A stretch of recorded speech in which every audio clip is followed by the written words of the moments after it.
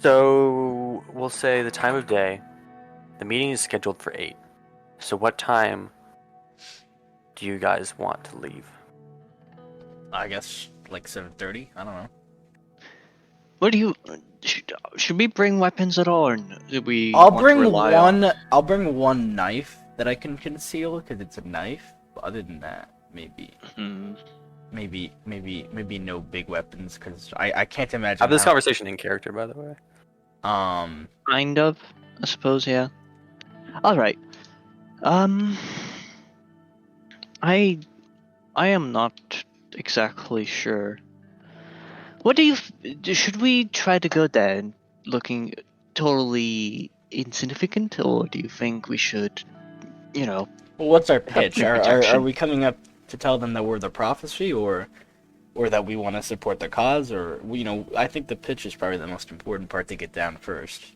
Obviously, but I think, regardless of yes. what we come up with, let's try to keep what we bring to a minimum.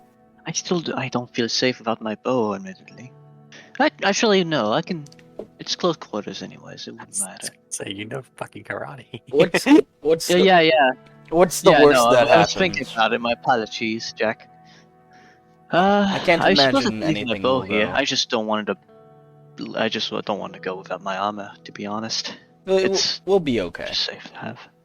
I have confidence in that. I have confidence that these people are not going to be barbaric savages and immediately try to kill us upon sight. Yes, I would imagine as much. Still, after everything we've been through, it's a bit hard to not go somewhere unarmed. I But yes, will do a thing, Jack. I will take. I'll take my knife, but Mhm.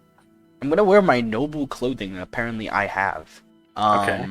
And I'm also gonna not wear any of my cloth armor, so it's just gonna be the noble clothing and the knife, and yeah, and it looks like about it. Maybe the military memento. I'll take that as well. I have not worn anything remotely like this in a while. Pierre looks. you look good in it. At the well cut and fitting noble clothes that go up to his neck. You think so? I never fancied myself for something like this. I mean, looks better than the mask you always wear. You know what? You're probably right. You guys want to look at the documents you have on the 3 leaders?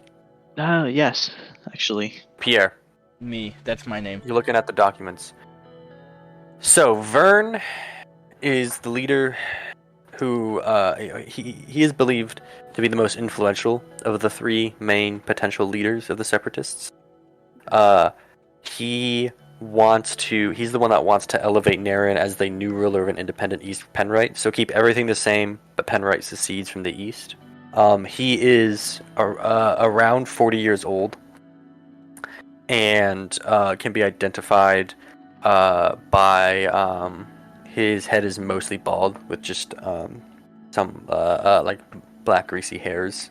They're specifically noted as greasy. Nice. Yeah, he's the most influential one. He is the oldest of the 3 leaders and older than most of the separatists. And so a lot of them look up to him as a mentor and a source of wisdom and whatnot. He is married and he's known to frequently open his home to people as an alehouse.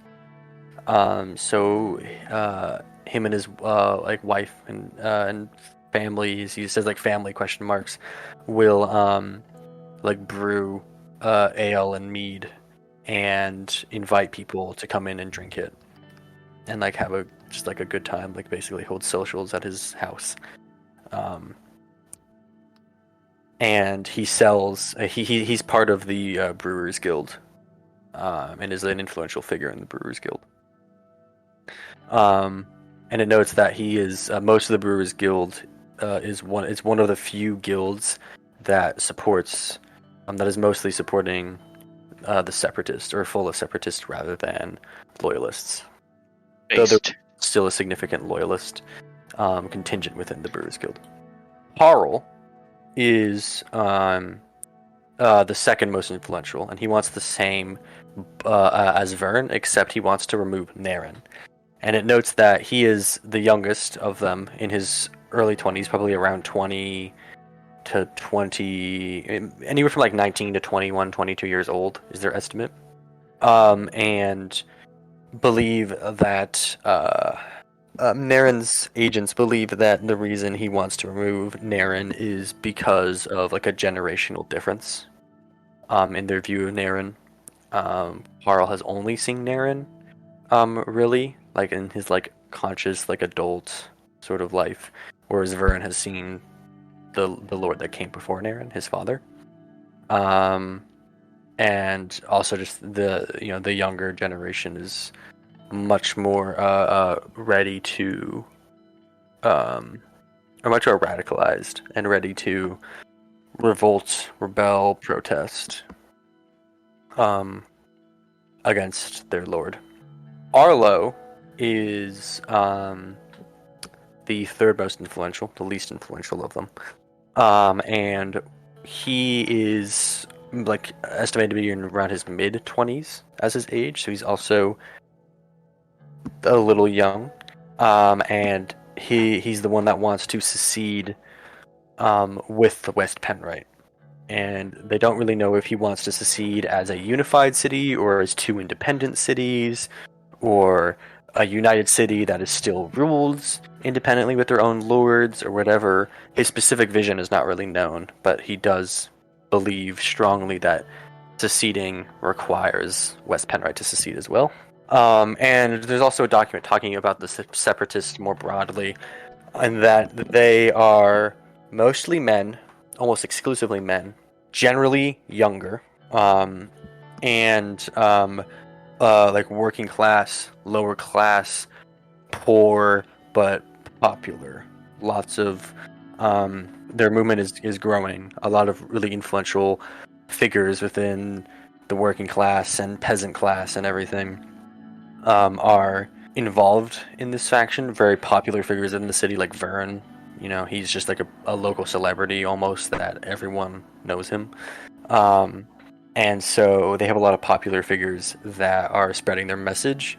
And yeah, they're not supported really by a lot of guilds, like a lot of leadership within the guilds, though a decent amount of like tradesmen and like specialists within those guilds. And then, you know, like all the farmers, working class people, you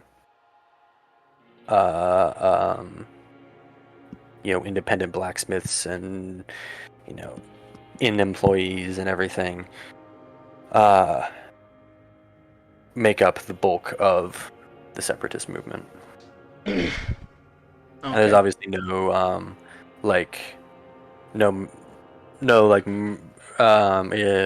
well-known merchants, like wealthy merchants or like guilds, guild masters or like nobility are known to be involved. I think, based on this document, we might have the best bet with Vern. Having that, I have a feeling since Vern is a member of the Brewers Guild, he already carries quite a bit of influence outside the separatist ranks, so maybe talking to him would be a good start. Seems smart. Arlo seems like an interesting individual. However, he seems more idealistic than anything. I wonder, it would be ideal if both of them can leave at the same time, but if he doesn't have any connections over there, I doubt that's even possible. I wonder what we could do about potentially involving more than one idea together, because, truthfully, Perhaps. I want to make sure we're making the right decision here, and I'm sure these three individuals have a lot to say, so maybe if we talk to the right people and say the right things, who knows how it'll go. I'll follow you. Whatever you think, honestly. I trust your judgment, so that's better than mine most of the time. Don't sell yourself short. You make good calls sometimes. Still. We just have to play this very cautiously. We're going in here making sure that we are not putting ourselves over the edge somewhere. We have to be very careful. Getting quite late, isn't it? Should probably get going. Should probably get going. right on cue, you hear a knock on the door of your apartment. Pierre will open the door. So you open the door, and you see what's his name, Jarlin? Jarlin, captain of the guard. Yeah. So you see Jarlin standing. Before you saw him sitting. Now that he's standing, you see that this man is at least like 6'2", 6'3", towering over you all. Standing with his arms crossed, muscular man. When you see him, he's no longer in his plate armor, so you can really see how like huge he actually is. The plate armor wasn't really emphasizing it; it was actually, or like exaggerating it. He is actually a huge, like hulking, well-built, strong man. And you see they're both dressed in like commoner, just like beige, sort of bland, blending in clothes. And yeah, you see behind him is another man of average height but above average build. You see there's no weapons clearly visible on them. So you guys meet up in the lobby with the two guards. Tell them you're ready to go. It's around 7 p.m.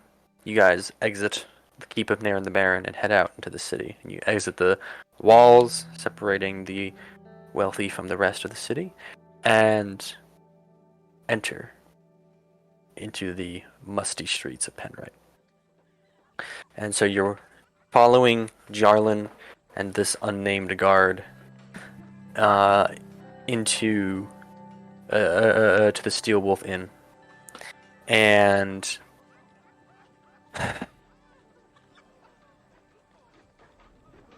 so you guys are wearing the noble clothing. Yeah. Okay. So you guys are walking, and the other guard turns to you, and he goes, "Are we using our real names tonight, or code names?" I mean, no one. Does anyone know Jarlin's the house of the captain of the guard, and like on a very prominent level? Is Jarlin a very common name in the city, or is it devised strictly to captain of the guard? He's known in circles. I think we're fine. Maybe Jarlin, if you want to go for a different name, I think that might be the correct strategy. No one knows me or Junia. We're fresh out of town. Call me Craig. Craig, nice to meet you. He just keeps walking forward, stone-faced on the mission. And so the other guard turns to you and goes, and it's Pierre and Junia. Yes. If If something goes wrong and me and Junia want to leave for whatever reason, I will I'll make eye contact with you and I'll wink at you, Craig. And that will be my personal signal to you. Junia, you could do the same. But those will be our signals for when we want to leave. My name is Flay, by the way. Nice to meet you, Flay. Likewise. Not every day I get to meet two members of the Prophecy. Just trying to help out the people of Penrite. Likewise. And the four of you walk in relative silence through the streets towards... It's not... So yeah, you guys walk in relative silence through the streets of Penrite, down the cobblestone paths and winding streets, taking corners, and the sun is just about finished setting as you guys get closer, walking through the city. And as you were walking, Junia, a small child bumps into you. You see, he was walking by with like a family. You see like his father and mother and another like two children around them. He's probably around like 9-ish years old, like 9, 10, maybe 8 years old. He like bumps into your leg and like falls down, and you hear his son, or you see his you hear his father look down and yell at him, "Come on, Jared, you watch where you're going," and like reaches down, like grabs him by the shirt and like pulls him up. I'm like, "We gotta get home. Come on. You know the streets aren't safe at night." all right. I'm not gonna do anything to the poor kid. So you guys get to the entrance of the Steel Wolf Inn. Perfectly average looking inn. You hear it's rowdy inside. There's as you approach, you see an old man sitting in a rocking chair right by the entrance. He's rocking back and forth, and you smell he's smoking tobacco out of a pipe or some sort of maybe not tobacco. I don't know. He's smoking some sort of substance out of a pipe.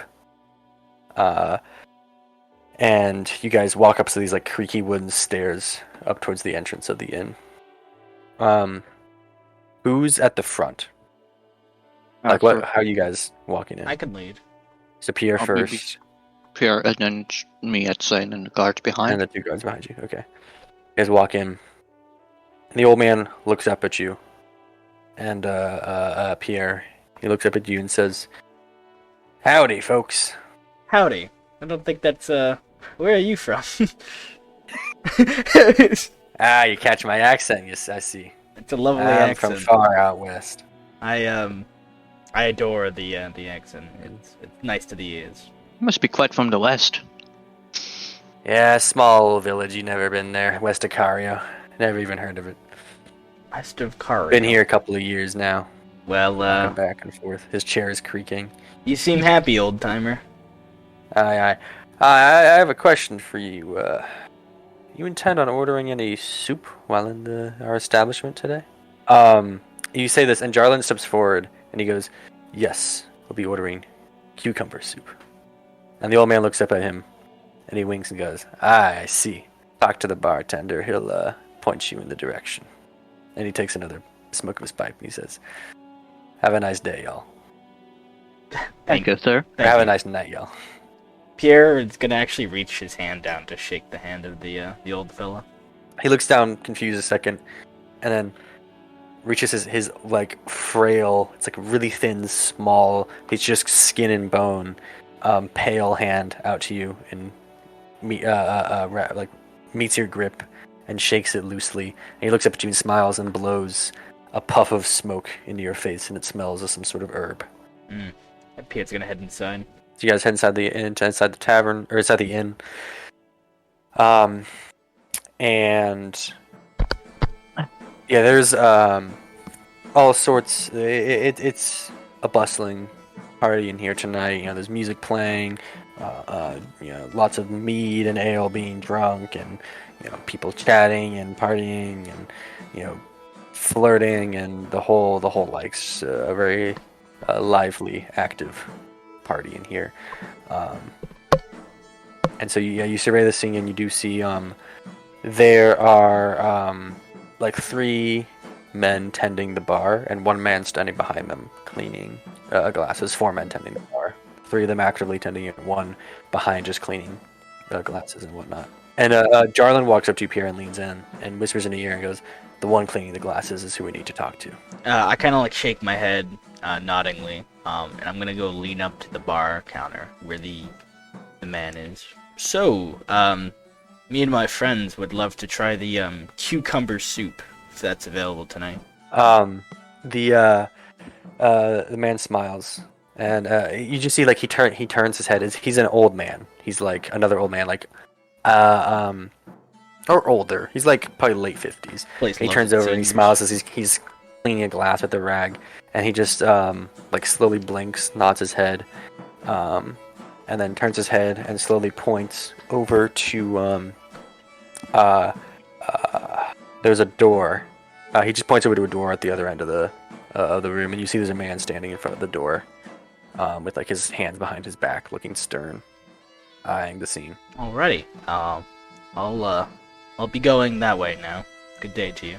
He just smiles and nods to you again and blinks very slowly. So you head to the door, and the man standing there stops and looks at you and goes, and he just stops and looks at you. He kind of stands like he puts like half his body in front of the door and stands and looks at you silently. And Jarlin walks forward and goes, we've come to seek the knowledge of our ancestors." And the man looks at him and then like looks eyes all of you up and down, and he looks at me and goes, "Do you have any weapons on you?" And Jarlin says, "No." And he turns to the three of you and goes, "How about you?" And Flay also, he just silently shakes his head, and then he looks at the two of you. I'm also shaking my head. Nay. Both of you roll like acting with like the basically IQ plus 3. Yeah, so you pass the check, and he smiles and goes, "Welcome, brothers, and yes, Junia, sister." And he kind of steps back and opens the door, and he goes, he says, as he opens the door, he says, "Tug at the golden book." Sorry, Tug, What? where? Tug at the golden book. Gold book, okay. And the four of you are enter into this. It's a smaller room. As you walk in, you hear that he closes the door very quickly behind you, and the four of you are standing in a room. It's absolutely it's you just hear like the faint sound of the party behind you, and you see you're in a small study. There's like 4 bookshelves filled to the brim with books, and some tables and like comfortable chairs, and there's like an empty lantern, and then there's like some candles lighting the room, and nobody's in here. Jarlin turns to you and says, "I don't know what the golden book is. From here on out, I don't know. I don't know what to expect. This is already much more highly organized than I anticipated." Alright, so we need to tug the golden book. What do we see, Jack? 4 bookshelves full of books. Is there none that have like an outline? Can I start reading the titles of the Yeah. spines? So first you look at all the colors, and there is no book that seems golden. There's maybe like some yellow, oranges books that you guys can start tugging on, but Pierre immediately is like, "We should probably start looking at the titles," and starts looking. And you eventually, Pierre, you stumble across a book, and the title, it's a black cover, and in yellow letters on the spine of the book it says the Golden Age of Penright. Yeah, I'm gonna tug the shit on that. And you tug it, and you hear some sort of mechanism activate, and you hear like so like you try to pull it out of the shelf, and nothing, like it doesn't come all the way, and you feel it like tugging on something, like it's tugging on a rope or a string. And roll auditory perception plus Pierre plus 4, Junia plus 2. Alrighty-o. Yeah, I succeed by 4. Success by 6. Damn. You hear the faint sound of a bell ringing as you tug on it. And like you tug like another time, like you hear the bell ring every time you tug it. And then you hear the rolling as a different bookshelf on the other end of the room starts sliding open, and you see hands on the bookshelf moving it open, and you see there's like 4 men behind it sliding it open. I feel like I'm entering a speakeasy. What the fuck? And you all look at each other, and there's now this gaping hole in the wall where the bookshelf was, and it slides open, and you see there's 4 men standing, one of them beaming. He goes, "Hello, brothers." Hello. And he scans, and you see he sees Junia, and his eyes like light up a little bit, and his mouth, his smile, like his beaming smile, downturns just a tinge. He goes, "And sister?" Hi, hello. And you hear one of them say like, "I don't think I've met you before. Oh, what are your names?" Name's Junia. Yeah. And he walks out from the bookshelf, and they go, "Alfred, come back. You know we're not supposed to leave. Should probably Please, get in. come on." We can make introductions inside. Yeah, we'll And go. the 4 of you enter into this this hole in the wall, and the 4 of them, 3 of them start sliding the bookcase slowly closed again, as one of them turns back to you and goes, "I'm Alfred, nice to meet you." And he reaches out his hand to Pierre. My name's Pierre. Also, pleasure to meet you. How'd you make your way here? Who do you who sent you the invite? I'm friends with one of the members of the brewing guild. Yeah, but like, What's his name? His his name's Leroy. Leroy Jenkins. Leroy. I don't. He's like taps his chin. I don't think I've heard of him. Roll like a IQ plus 5 for an acting skill Yeah, I'm good. check, which I'm pretty sure is basically don't roll critical failure for you. I'm Gucci. He goes, oh, well, you have to introduce me once the event starts. And they say, well, and they're like, well, have a good time. We'll see you later. Pierre like very visibly looks at Jarlin, just like actually just sweating. You make eye contact. And you guys start going down the stairs, and Jarlin doesn't say anything, but Flay leans in and goes, that was nicely done. Yeah. Got it under control. It's good. And the four of you. So there's this cobblestone staircase that leads at least 10 feet down. And you already hear the like mutterings, and you descend the staircase. It's around probably 7:40ish now. So you descend the staircase, and you arrive at. You made your way to the basement. You walk in, and yeah, it's decently sized. There's probably 100 people, like cramped in here, like really like shoulder to shoulder. There's not much room to stand, and you can just tell everyone here. They all seem like they're buddies. Everyone's talking. You see like maybe like an old man sitting in a chair in the corner, like smoking alone. Before another like old man walks up and talks to him, and then you're like staying around. You can't really find like anybody that's not embroiled in conversation. It seems like this is like a meeting of a close knit group, like maybe like an extended family, rather than like a bunch of strangers. And Pierre, you just judging from the personalities of all the people here. You see they're all embroiled in conversation, and they're all very loud. Or not all, but a lot of them are very loud. The room is just booming with noise as everyone's talking. And, you know, patting each other and laughing a lot and joking. And it is a very, very active room, very high energy. The vast majority of the people here seem to be, like, you know, more charismatic, extroverted, sort of social, capable in this kind of scene. And so, you know, you already knew like this is supposed to be a meeting of the most like active and influential members of the separatist movement, and just analyzing the behavior of everybody here confirms that intel. These seems like the type of people that are like the lead organizers, the sort of, you know, the people that are really in charge of this whole thing, not just like regular members. And you also notice you are definitely the best dressed pair in this entire room. Everybody is working class. Some people literally have like stains on their clothes. A lot of them are unwashed even. There's definitely a rank in the room, the smell of all the body odor. Like the blacksmiths that have just came off their long shift of working hard in their smithery, and then coming here after and just like covered in sweat. And yeah, the room itself is just the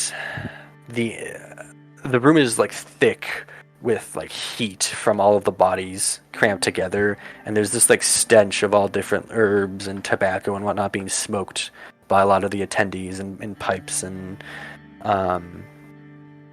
you look around and you also notice that and Pierre in particular, but everyone really, notice that every single person here is a man. Junia, you're the only woman that you guys get to see. Oh no. Alright. And at the end of the room is a wooden stage with like a table with 3 chairs set up. And yeah. And there's like some stairs up to the Place stage. is like actually sexist. I no longer feel super confident about working with them. I mean, I was let in. It's not like they said, no women allowed, fuck off. Dude, did you see that guy's face? I feel like he was a couple couple comments away from saying something like that. Maybe.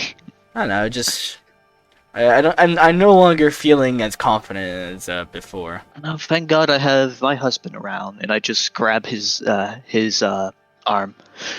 Right. Remember, that's what we agreed on. Yes. And we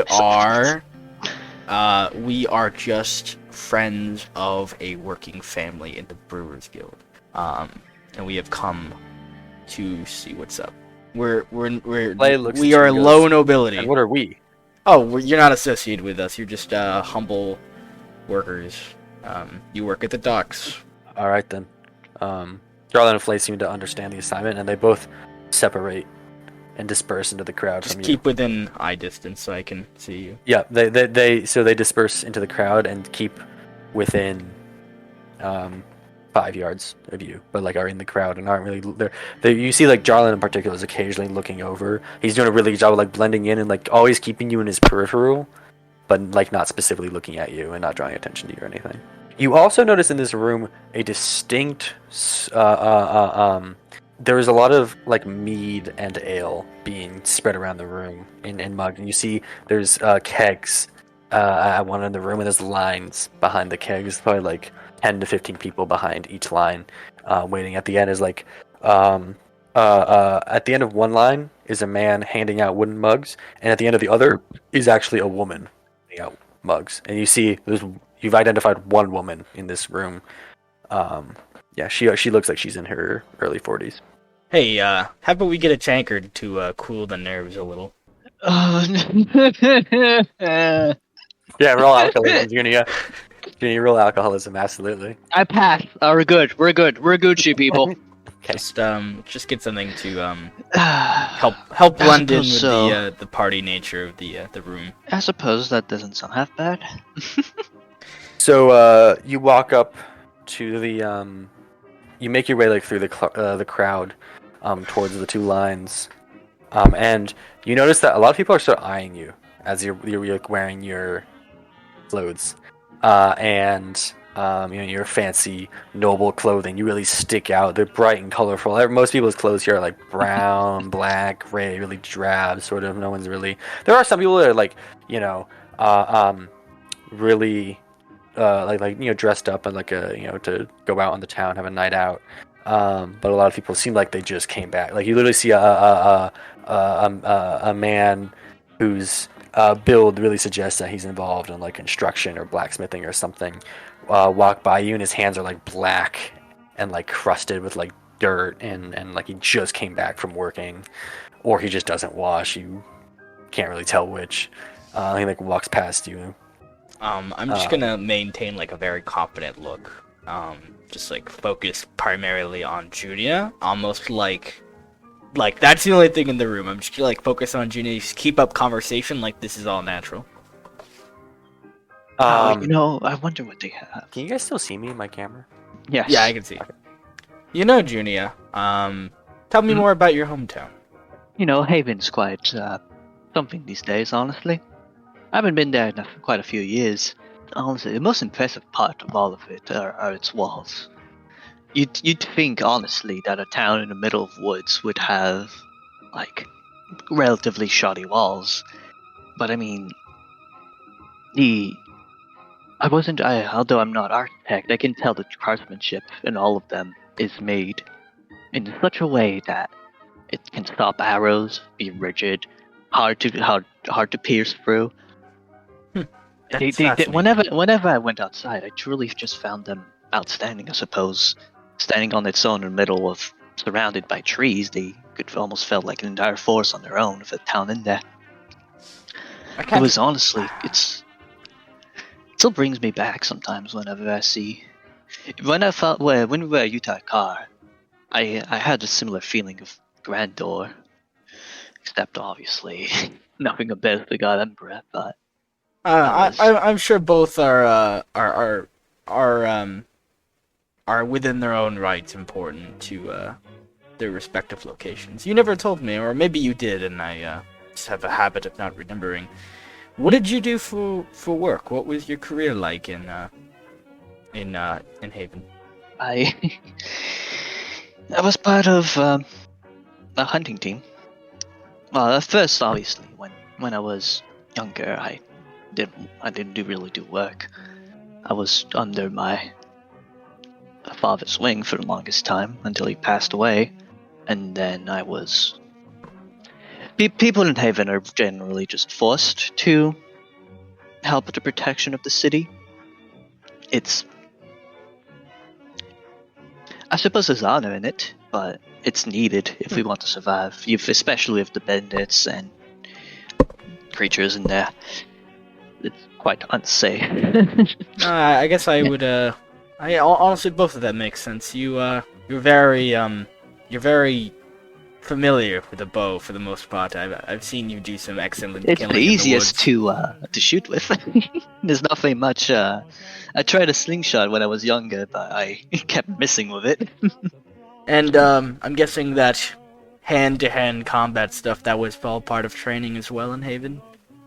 No, that was my dad. Your dad? Well, he wasn't my father per se, but honestly, I'd say he's dead to me. Huh. You know, Mental, I suppose. I won't pry, but I'm sorry to hear that you might have had a complicated past. Well, it's more just passed away than. I still miss him sometimes. It's more it than anything. It's never a shame to not be able to let go of certain people in your life. It's. I don't think I've decided yet, but oh well. I mean, anyhow, you promised me a drink. I did, and I will deliver on that promise, whether it be tasty or not.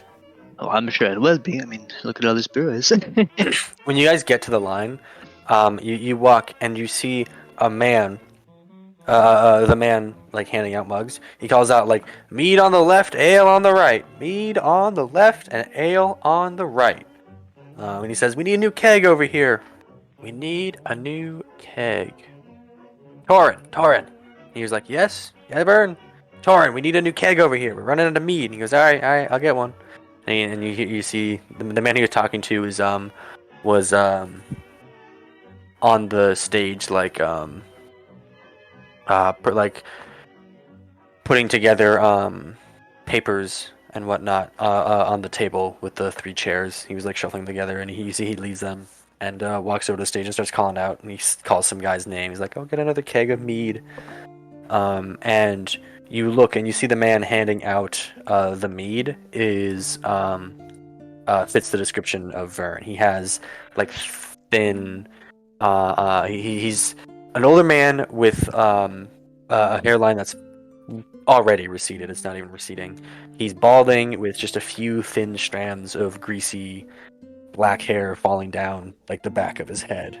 You see instantly, just hearing him talk a little bit and the way he holds himself, and he's like greeting everybody that's like he's handing mead to. He's got this natural charisma, his smile, his body language, his demeanor. You see why everyone just automatically, like it's hard even just from this distance, standing at the back of the line, like before like even getting in the lines. You see, like you're like, man, this guy looks fun. He seems like really nice and just like has this energy about him that just naturally makes you want to be like, I want to follow that guy. He just seems like a natural leader. I think I'll want the mead. It looks quite. You know what? It has more alcohol content, so. It is. Did you you got the sight of that fella at the end, the Balder one? Aye. I think that it might be Vern. Obviously, he is. He's always here. Going forward in establishing contact. I'm not sure what this event will look like towards the end, but our best chance to maybe talk to him would either be after drinks or towards the end of the event. We'll try to go from here, but we'll keep it conservative for now. By the way, just to clarify, Vern is the one handing out the mead. Oh, really? Yeah. Okay, cool. That's why I asked. I think I'll go for the mead. Mead it is. So you guys wait in line. It's going by pretty quickly. He just, he takes out the barrel and he, pours a mug of mead and hands it out to someone. He's pouring it. And you see the man in front of him or in front of you in line, gets a mead, and he goes, "Compliments to Alyssa. Her brew is always the finest, Vern. Your wife knows how to make some mean mead." And then he sort of like does like a cheers, though Vern can't cheer back his own mug, but like a cheer to the air to Vern. He goes, "To Alyssa," and like sips back some mead. And everyone's like, all right, that's your third mug. Come on, I'm cutting you off now. Get out of line. Folks are waiting behind you. Come on. He pats him on the back, and the man stumbles off. And then the two of you head up, and Vern looks up and smiles and goes, "Oh, I don't believe we've met before. I'm Vern." He reaches out his hand to Pierre first, and then Yeah, I'll reach out my hand. It is a pleasure. I've heard way too much about you. Too much, you say? Is that I hope it's good things. Oh, plenty. The best of things. Really? What have you heard? Junia. And you see, he's like he like pours you a mug of mead and hands it to you. Well, I heard that this is less hearsay and probably more fact, but I know Alyssa. She must make the best of mead. Yes, my wife over there. He points to the woman handing out the ale. She brewed the mead and ale herself in our house. Can I take the mug he's handed to Pierre and just have a taste right that? Just You real take the quick. mug out of Pierre's hand. And just taste it real quick. Oh yeah, it tastes delicious. I can concur, hon. It's on is par very... with the best meads you've had. I think it's been a long time since I've had something this good, hun. Aye. And you always come back for more. You just finish that mug, come back, wait in line again. He pours another one and hands it to Pierre. And your name was? I'm sorry, I didn't catch that, hon. Junia, nice to see ya. Pleased to meet you. Your wife is beautiful. He looks to Pierre, and he reaches out to like grab your hand, Junia. Not to shake it, but like reaches his hand out to like take a hold of it. Mhm. And he grabs it, and he leans over and places like a kiss on the back of your hand. Oh, what a gentleman. Because, I haven't seen you around before. How were you? Who you connected to here? Oh, just some of the dock workers we're close friends with, and we have family connections too. So they really just kind of. I recently got off tour. I flashed my military memento, and they said that we should show here and show our solidarity and show support. And I've never been. Is that Corn and his gang? Yes. Possibly. Write that in notes so I don't forget his name. Corn and his gang. A long time ago, we went to a city that called Republia, back even more in the east. Corn spelled with It honestly changed the view of everything quite a lot back then. Yes, we- right, man. I didn't catch what you said. Sorry. I said back during some travels, me and my husband came across a city called Republia, and it's changed a lot of our views with many things. It's really beautiful what people here Republia? are doing. You sound like Mead the Reader. Has he talked to you? I haven't. Don't think no, so. we have not. He's probably around here somewhere. You see a man with a ponytail and glasses. You should talk to him. He keeps telling people about Republia. Yeah, I like him, but a lot of people here don't. You ever been to I mean, Republic? Protest to. No. It's a beautiful Mead- place. Mead can talk about it for hours. He's been there. Maybe we'll go show him some conversational points. Then, is there a chance we could talk to you more later tonight? Perhaps. I'd love to get to understand you a little bit more. Of course. Anyway, sorry. The line's grown a bit too long. It's nice to meet you. We'll catch up later. Of course. Nice to meet you. He pats you on the shoulder, Pierre, and like winks at Junia and smiles. And then, as you walk away, he goes like, "Oh, hey, fucking every name I think of starts with J. Hey, fucking." Jafar. Jared the Second. It's so nice to see you. I was gonna say Jared again. I was like, no, I already get it. Jared Hey. too. Hey, Glorin. Hey, Glorin, how you doing? And Shannon. Junia, you walk out and you think maybe I should have some water as I drink to make sure my head keeps clear. And you reach down for your wineskin and find it's it missing. gone. Wow, that's so cool. So nice of you, Jack. I really appreciate it. So yeah, Junia, you reach down and you're like, oh shit, where the fuck? And you're like, Oh well, it doesn't matter. I still have something else for water. You missing something, Junia? Nothing. It's all right. I probably should have warned you. The city's full of pickpockets. It's fine. I wasn't too attached to it. We'll get you a new one. Ah, not like you had wine in it. Can you imagine if it was actually full of wine? Can you imagine if you filled it with wine at the castle and then it was stolen? You're like, go find that kid and beat the shit out of him. Can we see? Can we see if we can try to find that like mead guy, meathead? So yeah, you're looking through the crowd looking for him. So you, Pierre, you guys are walking around and you see there's this man with lots of wrinkles on his forehead, long brown hair tied in a ponytail, and dirty glasses on his face. He's slightly muscular, and you see he's got like a backpack on and also like a satchel, and you see the satchel's open and you see like books in the bag, and you see one of them's actually like sprawled out onto the ground, is like flipped open.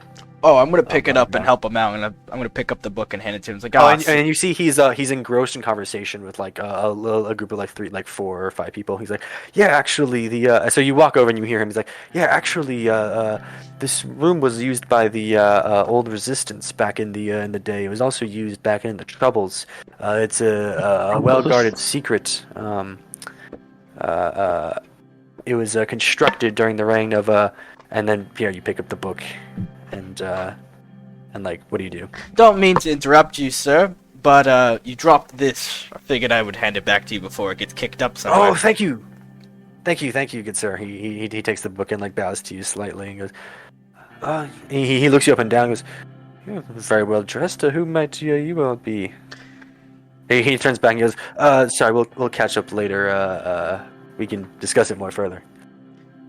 My name is Pierre, and this is my lovely wife Junia, and I actually just got off tour, and I very recently have discovered this place through some dock worker friends, some family connections, and they told us we should go here. We're actually familiar with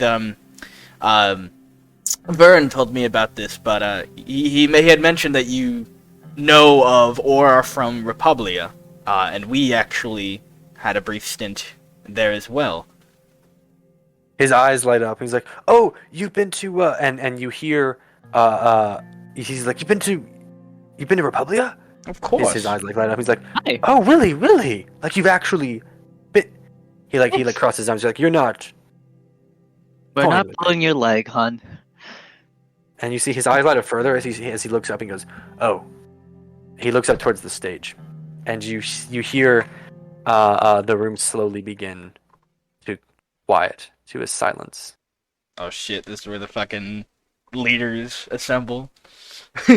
And you turn to the stage and you see an older gentleman, probably in his late 40s. Slowly, he takes the stage, and as the room quickly silences, it's sort of eerie now that you're standing in so much silence. There's still like some mutterings and whatnot. You see a man is standing up. I'm gonna go turn my light on. I'll be right back.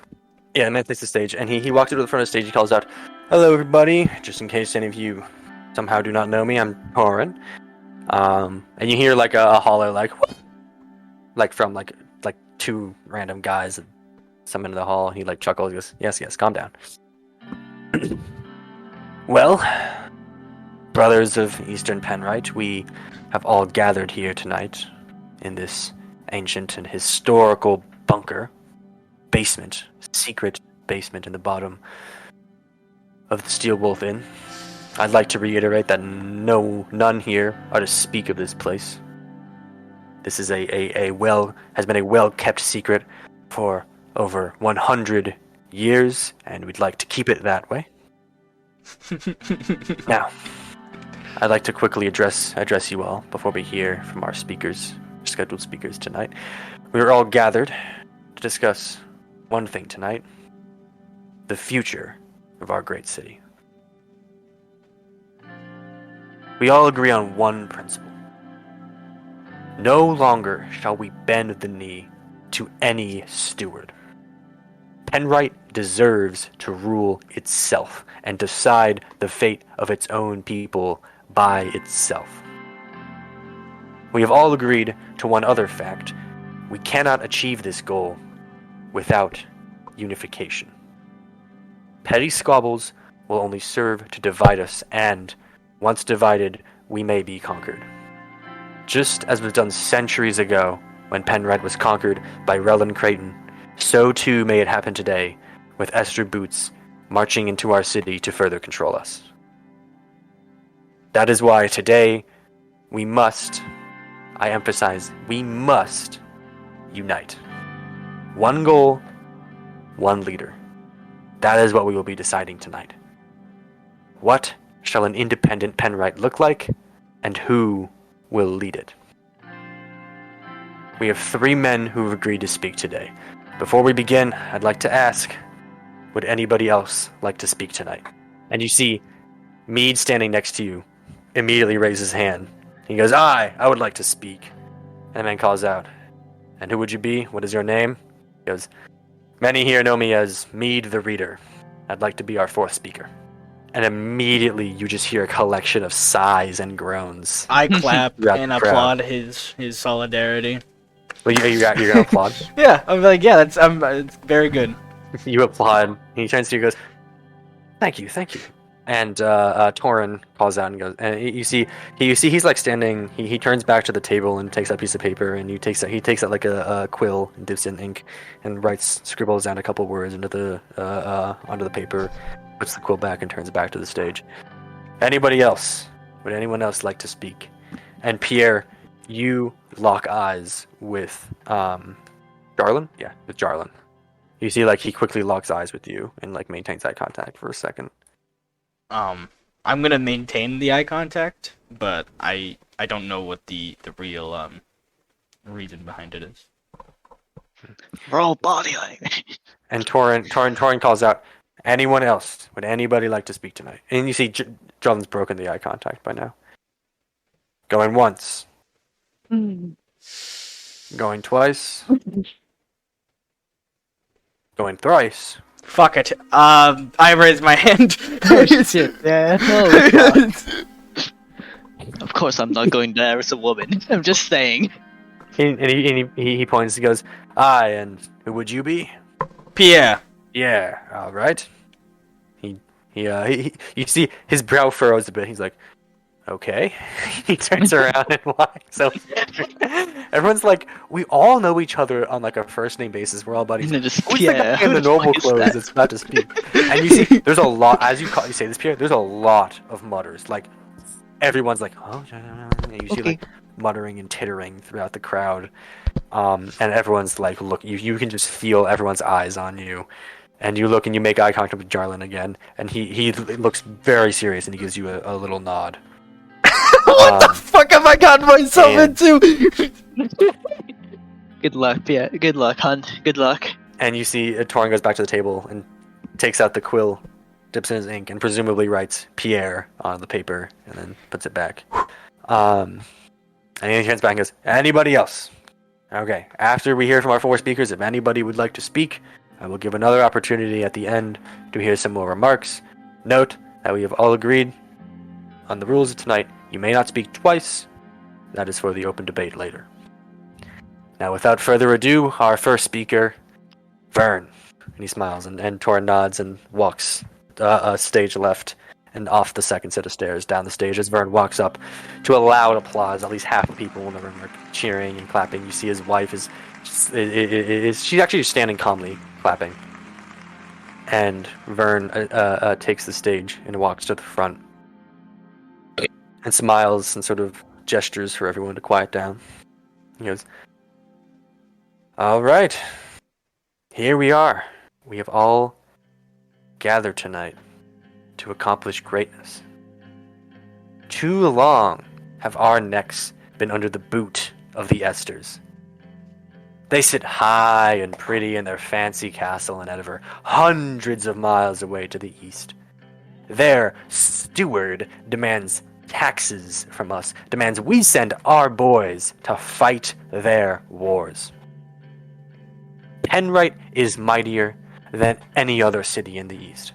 Hell, any other city in all of Eslandria. but only when we unite. When we put our minds and bodies together towards the same goal, there has been naught that can stop the might and wrath of Penrite in all of history. I say we demand Naren the Baron to declare himself the Duke of the Grand Duchy of East Penrite, free from all those who oppress us. Screw the Westerners, screw the rest of the East. Imagine what could be possible if we did not pay taxes to the Esters, if we did not send soldiers to the Ester Army and Ester Navy. Imagine tonight, my brothers, if we were free. And just loud applause, cheers. More than half the room now, like the entire room pretty much. 95%. There's probably like 150 people in here now. It's really cramped. It's really hot. You guys are sweating, wiping your foreheads. You're really missing your wineskin full of water right now, Junia. And he leaves the stage to just complete applause and excitement and cheering, and it goes on for like over a minute and a half, just screaming at the top of their lungs. Some people, some are more calm, especially the older folk. And then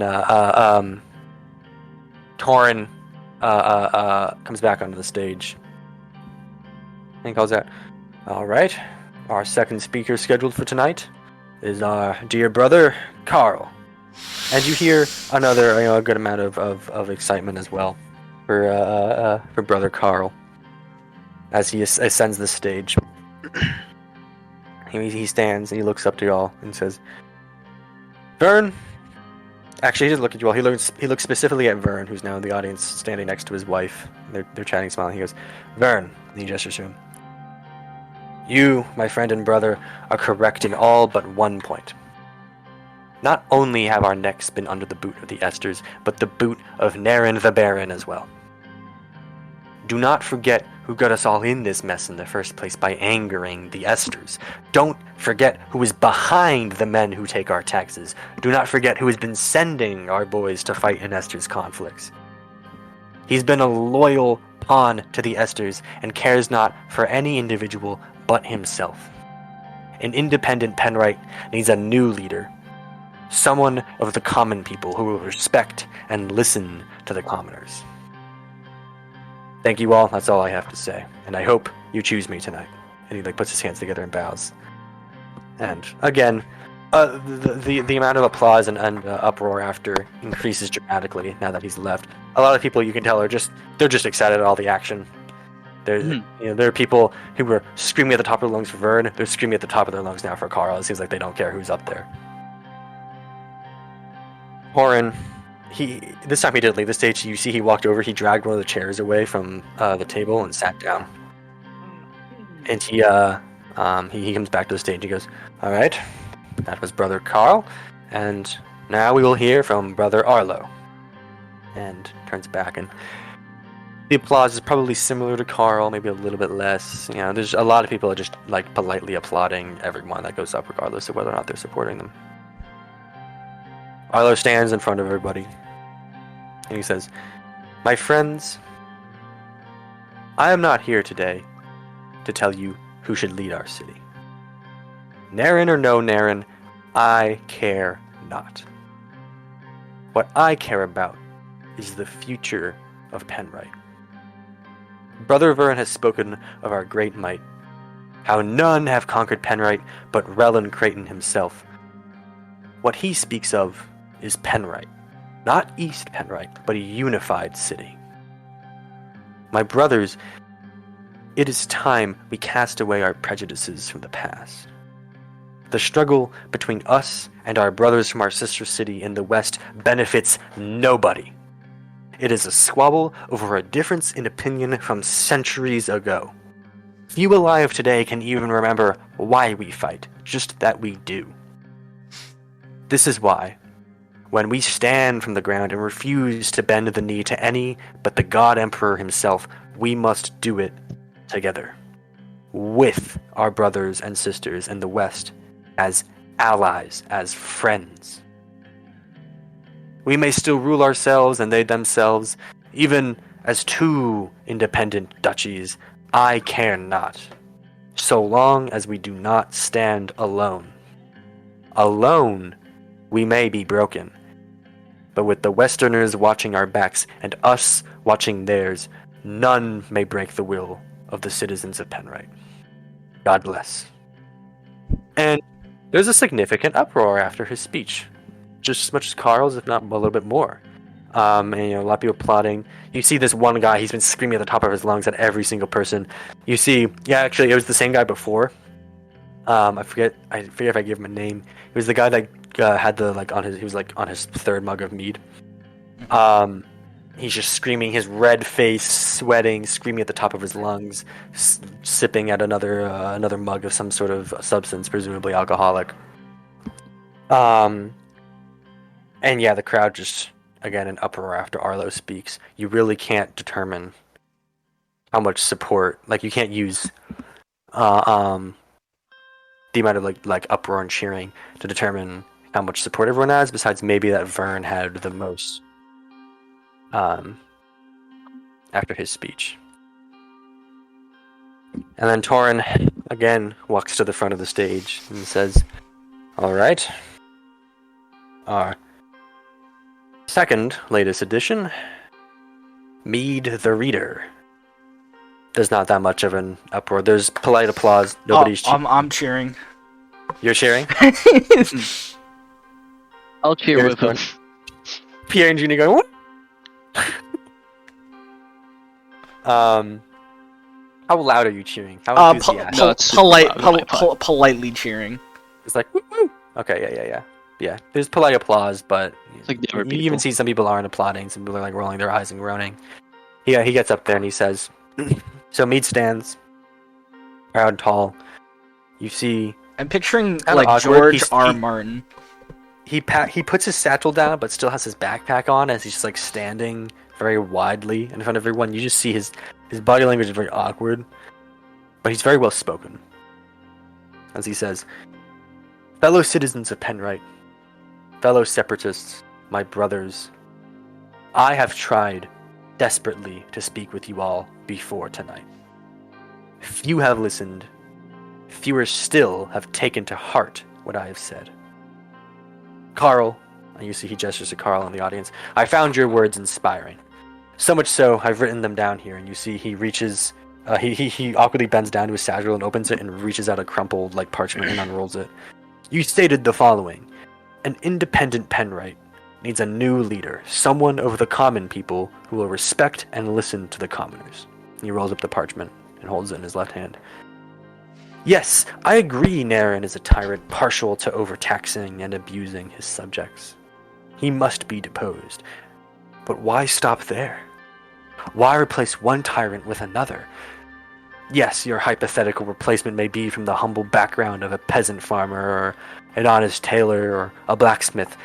He may have walked the streets with us, eaten bread with us, lived the life of a common man in our city. He may understand the plight of the common peasant, but what is to say that in 10 years power will not corrupt him? What is to say that his children, his heirs, due to a lavish upbringing segregated from the common man, will not prove to be just as, if not more, tyrannical than our current despot? I have pleaded you all to listen to me. There is an alternative. I read the works of the Penrite philosopher, Thrasius, from the age in which our united city was a mighty state itself, beholden to naught but the occasional Asterian incursion. He wrote that true knowledge of the universe does not come from merely reading and discussing. One must experience the world, travel it, taste the fruits of foreign lands, learn all he can from the lands accessible to him. And so I did. Far and wide I traveled, far in the east. Hundreds of miles from here is a city hidden by trees, a city so ancient they derive their origins from a man known only as the Founder. Republia, they call it. And you hear a man go, boo! And me looks at him and goes, please, brother, please. A city beholden to no one. They pay no tax to a baron, no tax to a duke, no tax to even the Esters. They send no soldiers to fight in their lieges' wars. Why replace our baron with a new lord when we may elect a king ourselves? Today we will vote to decide our leader. Why stop here? Why not, once our freedom and independence are won, vote to decide the leader of our city? And why, once he has been chosen, should we give this leader ultimate power when we may distribute the power of a sovereign between several elected bodies? No one man should write the laws, execute the laws, and determine what is just. Just as they do in Republia, several men elected by the common citizens shall write our laws. One man elected by the common citizens shall be our philosopher king. A wise, humble, compassionate, knowledgeable man to lead us all. And again, several men, again elected by the common man, shall determine justice in the case of violation of the law. We must not bend the knee to anyone. The common man may yet decide his own fate if we learn from our distant brothers in Republia. Hear me, please. And just, again, moderate applause as he finishes speaking. And he sort of dejected. He reaches down and grabs his satchel. I'm clapping, I'm applauding. I think that was a beautiful performance. And he walks off the stage. And Torin again comes forth and he goes, and our newest addition to the schedule, gestures to you in the audience. You preemptively made your way forward through the crowd towards the stage. I tap Pierre in the back and said, "Break a leg." Let's hope I don't break anything more than that. I'm just chuckling the entire fucking time. Pierre's fully downed his like tankard of ale to like kill the nerves, but he's still shaking. He goes, our newest addition to the schedule, Pierre. And Torin walks back to his chair and sits down. Now, GM, before I say what I'm gonna, because I have 2 prepared speeches. You can take a little bit of time if you want to prepare. No, I have 2 prepared speeches, but I want to roll philosophy Marxism for Pierre's general belief, which will do the best. Like what? For the people? What will do the best for the people? I know what will do the best for the people. It's Mead Reader's Republia strategy, but that's not gonna fly. It's just too early of a concept, too hard to establish right now. But I could be wrong, so that's why I want to roll philosophy Marxism to figure out what is the most establishable possibility. That skill won't be able to give you that. Okay. About what is. I do also have politics. Like I do also have the politics skill. Politics? Yes, that's perfect. You can absolutely roll politics. I have the politics as laundry +1 at level 9, so I could roll that. Roll that +1 because I'm feeling generous. Okay, so rolling for a 10. I roll a 9, success of 1. Okay. So you're looking for which route seems the easiest to accomplish? Which route is the easiest to accomplish, but also doesn't forfeit the efforts they're going through? Kind of the healthy middle, the healthy in between. So you can roll Marxism to determine which ones will be best for the people. Politics will just tell you which ones are easiest to win. Okay. Vern, I was gonna say with my politics roll, I'm guessing it's gonna be Vern. I'm thinking a little bit. You succeeded by 1? I succeeded by 1. You're looking at the age of the people here. It is vastly young men. Mm-hmm.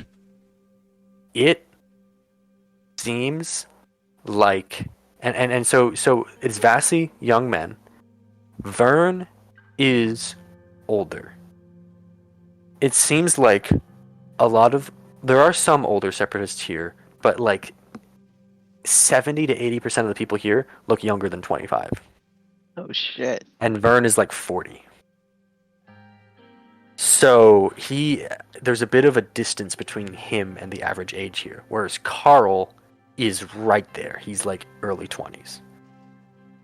And it's and like the document was saying, there's a bit of a generational divide, which the younger generation hates Naren a little bit more than the older generations. And so it seems like the people in this room seem like they might go Carl. If you had to guess which one is going to win right now, so easiest, it actually seems like Carl, especially because he is completely right in that Naren is a tyrant, and there's a revolutionary fervor here that really wants to see change, and it seems like they're easily convinced that an independence isn't going to be enough. They need to kill something. They need to take a head. It seems like there's an anger in the youth here, just from like the energy of the room, and just thinking it through. That Carl, absolutely, you can play into the young age of the separatists in this room, and maybe in the movement at large. You haven't really seen the movement at large. Remember, this is like the cadre, like core members. So Carl seems like the easiest to win here. Vern, close second. You can't really determine who's going to win between Vern and Carl. You think Carl has a good chance, but also Vern is really popular. You saw how charismatic he is. He's easily the most charismatic. He was the best speaker, despite my roleplay, best speaker of them all, etc. But yeah, so it's definitely between them two. Arlo in like basically a distant third place, or really second place, with like Vern and Carl basically tied, maybe an edge on Carl. And Mead, like you said, that'd be a Herculean task to not only convince all of these people to do it, but just completely transform the political imagination of the average Penrite peasant. Okay. I'll preface by saying I'm gonna go against my better judgment and try to lean Vern on this audience instead of Carl. Did you want to roll Marxism? Sure, you know what, I will. And what are you specifically looking for insight into? What qualities of Vern's leadership will guarantee a better life for the people, that like what will be the best points to mention if it meant Vern getting elected for the people? Okay, that'll still be politics. Okay. Because politics is a skill of getting elected, and this is one of those rare instances in a medieval campaign where that's actually what's happening. You want me to re-roll that then? No, I'll keep your roll. Okay. You want to know what are the best talking points for Vern? For Vern? Downplay Carl's points. Naren he was saying Naren's bad. Downplay how bad Naren is. Say he's actually not that bad. Mm-hmm. Like you said, and maybe kind of go with some of Arlo's points, or some of Mead's points, really. That a new lord, what's going to change? Like Mead kind of hit the nail on the hammer a little bit, but they might just be more excited to hear from someone that's not Mead, but I don't know. That a new lord, what's really going to be the difference? Who's to say that in 10 years he's not just going to be another Naren, if not worse? We know you can maybe say we know what we have with Naren. We stability. He's a proven and effective leader. You could also try to appeal to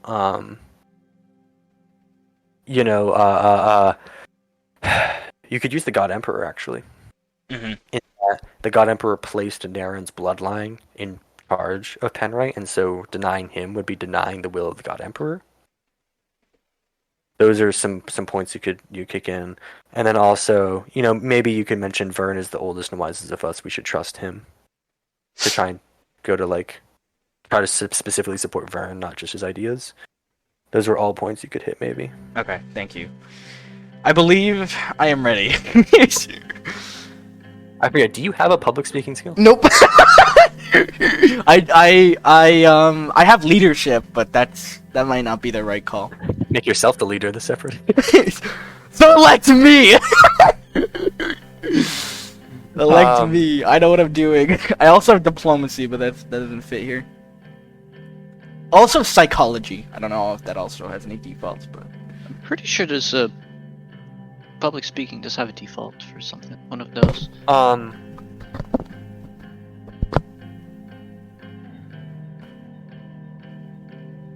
I'm trying to find a loophole to help you out. trying to see if there's a loophole in the rules. If not, I might make my own. This is like the most tense moment Pierre's been in ever. Politics -5 is a public speaking default. Okay, politics -5, so it'd be rolling for a 5. Or IQ -5, which is better for you. IQ -5 is actually straight up better. Performance minus... No, it's not. That's Yeah. not. If I do IQ -5, that's rolling for a 7. That's against my odds, but it's still better than rolling for a 5. Do you have performance or acting? No. Okay. Performance is a really good one. I'm figuring out. Performance is a good skill. Okay. All right. Give your speech, and Go we'll for see. that. We'll see how it Here's goes. cultural familiarity modifiers. Brothers of Penrite, I come before you as a man you've probably never met. My name is Pierre.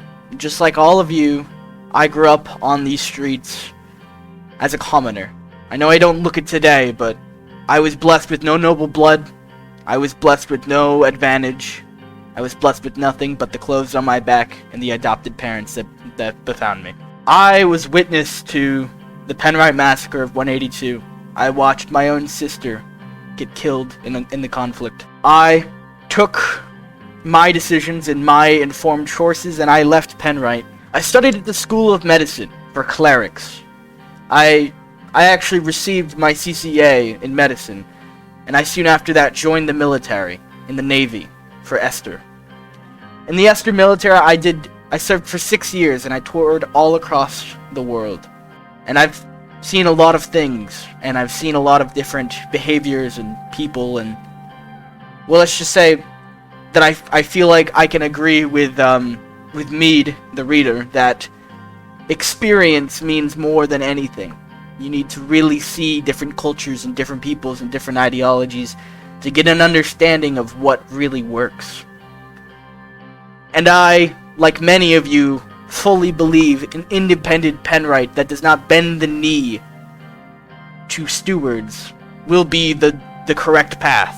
I come before you in support of fellow speaker Vern. I respect all of the I respect all of the talking points I've heard here today. And if I was truly asked what I would personally prefer in the most ideal world, it'd be something with what Mead described, a place for the people by the people. And I have seen that. I have been to a place named Republia that did the exact same thing as Mead described.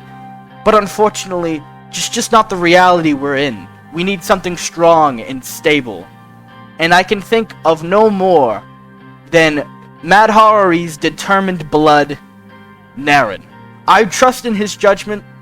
I know it won't always be the right choice, but we as people have to accept that not everyone is perfect, no matter who we elect. Replacing him with another tyrant won't change the fact that we together as people should strive for working together, and it's not always going to be perfect, but what we can do is make a stand in history and bend no knee to the stewardships. I know I come before you as an older gentleman, and I know that I don't fit within the youth of the people I see in here today. You're all hard workers. You have all been adapted and changed by the environment of Penrite. I just want you to know that the respect goes out to you for trugging on each day, waking up and going, I'll do it again, I'll do it again, I'll do it again. You're all perfect, and you all deserve this right to vote for your speaker. And I think, and I do really believe this, I do feel like Vern's leadership in this role will serve us plenty. I believe that his vision for a free Penrite is the most correct. We should respect his age. It's hard to age old in Penrite. Trust me, I know it. Growing old in Penrite means you've seen the worst of things. You've seen the worst of people. You've met the worst of people. Nobility are trash. They look down on you. This man, in his age, has seen through it. He is very wise. And I'm going to disclose this information, although I don't feel super confident that it might be the best thing to say, but I think honesty should come first. I met with a cleric not too long ago. About 2 to 3 weeks ago, I met with a cleric who disclosed that the world we're in right now is not going to stay the way it is. A storm is brewing, and the East is ever so getting close to destroying that of the West. To believe that we, workers of Penrite, are going to be ridden along with the world's most chaotic warfront, with the East destroying what's left of the West. I don't think any of us want to be a part of that. I don't think any of us want to be enlisted and drafted to fight in a war we have no part in. Now I think stopping that war is paramount above all else. But to do so, I think we need strong leadership and possibly even unification. Pierre looks down at Arlo. I think Penrite as a whole should not suffer at the hands of these great stewardships that don't even think twice about us. And I think the strong stability that has already been established with Naren will lead the best path. So, the speech is dedicated to you, Vern. Pierre makes eye contact. And that is all. Junia You're immediately muted, by the starts way. applauding. You finish speaking, and there's a moment of like silence, like 5 seconds of silence. Roll public speaking +4, which is equivalent to IQ -1.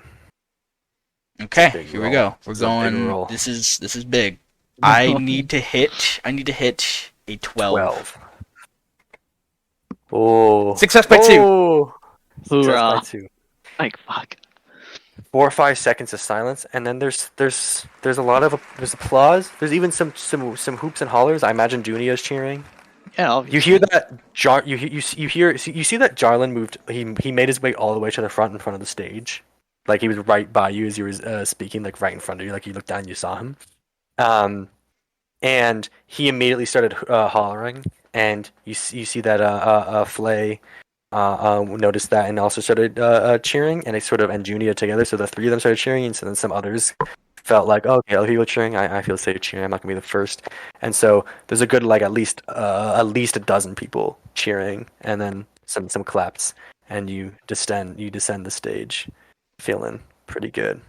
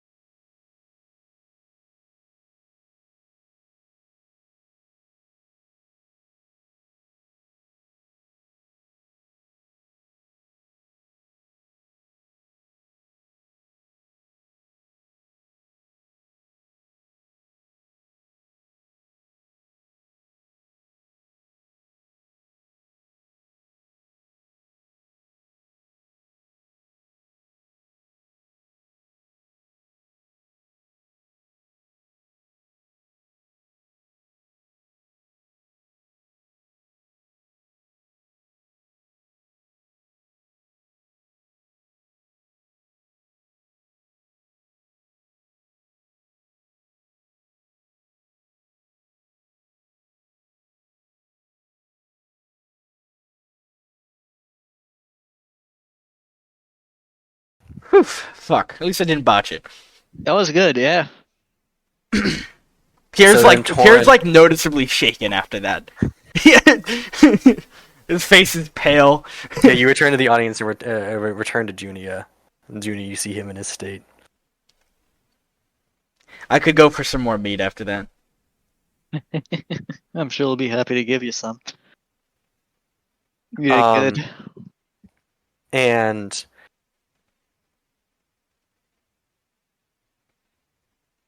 brain's not braining. Give it a second. It's okay, I've been there. Torin returns to the stage and he announces, "All right, now that our speakers have spoken, we'll have a quick intermission, 15-20 minutes. You'll do not leave the room. I know it's very hot in here, we're gonna have to deal with it. If you're going to leave, you may not come back. Do we have any meat and ale left?" Vern calls out, "We're out of," or actually Alyssa, his wife, calls out, "We're out of mead, but we still got ale. You can have a nice mug of ale while you wait." And here, man, call like, "Can we get some water?" And Torin goes, "I'll look into that. I'll see if we can get some water.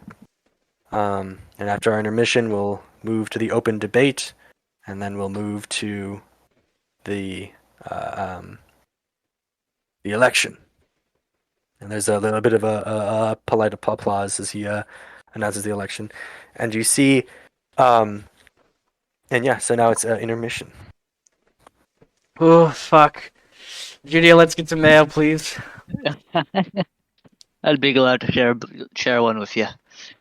I'm gonna meet up with Jarlin and Flay. Yeah, they immediately move to meet with you. You look up, Flay pats you on the back and says, "It was a good speech, sir."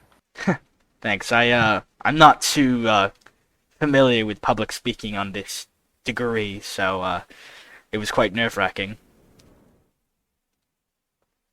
I love having an IQ character. So good. Yeah, it is, isn't it? That's why I love playing Francois back then.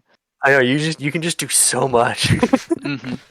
I know, I don't have any of those fucking... I mean, I did have the politics skill, and I actually got that from reading the history of Eslandri in the writings of Matt Harari. So all of what I just spewed in, my estimations that I made previously to my speech were, based on my writings and researches of Matt Harari himself.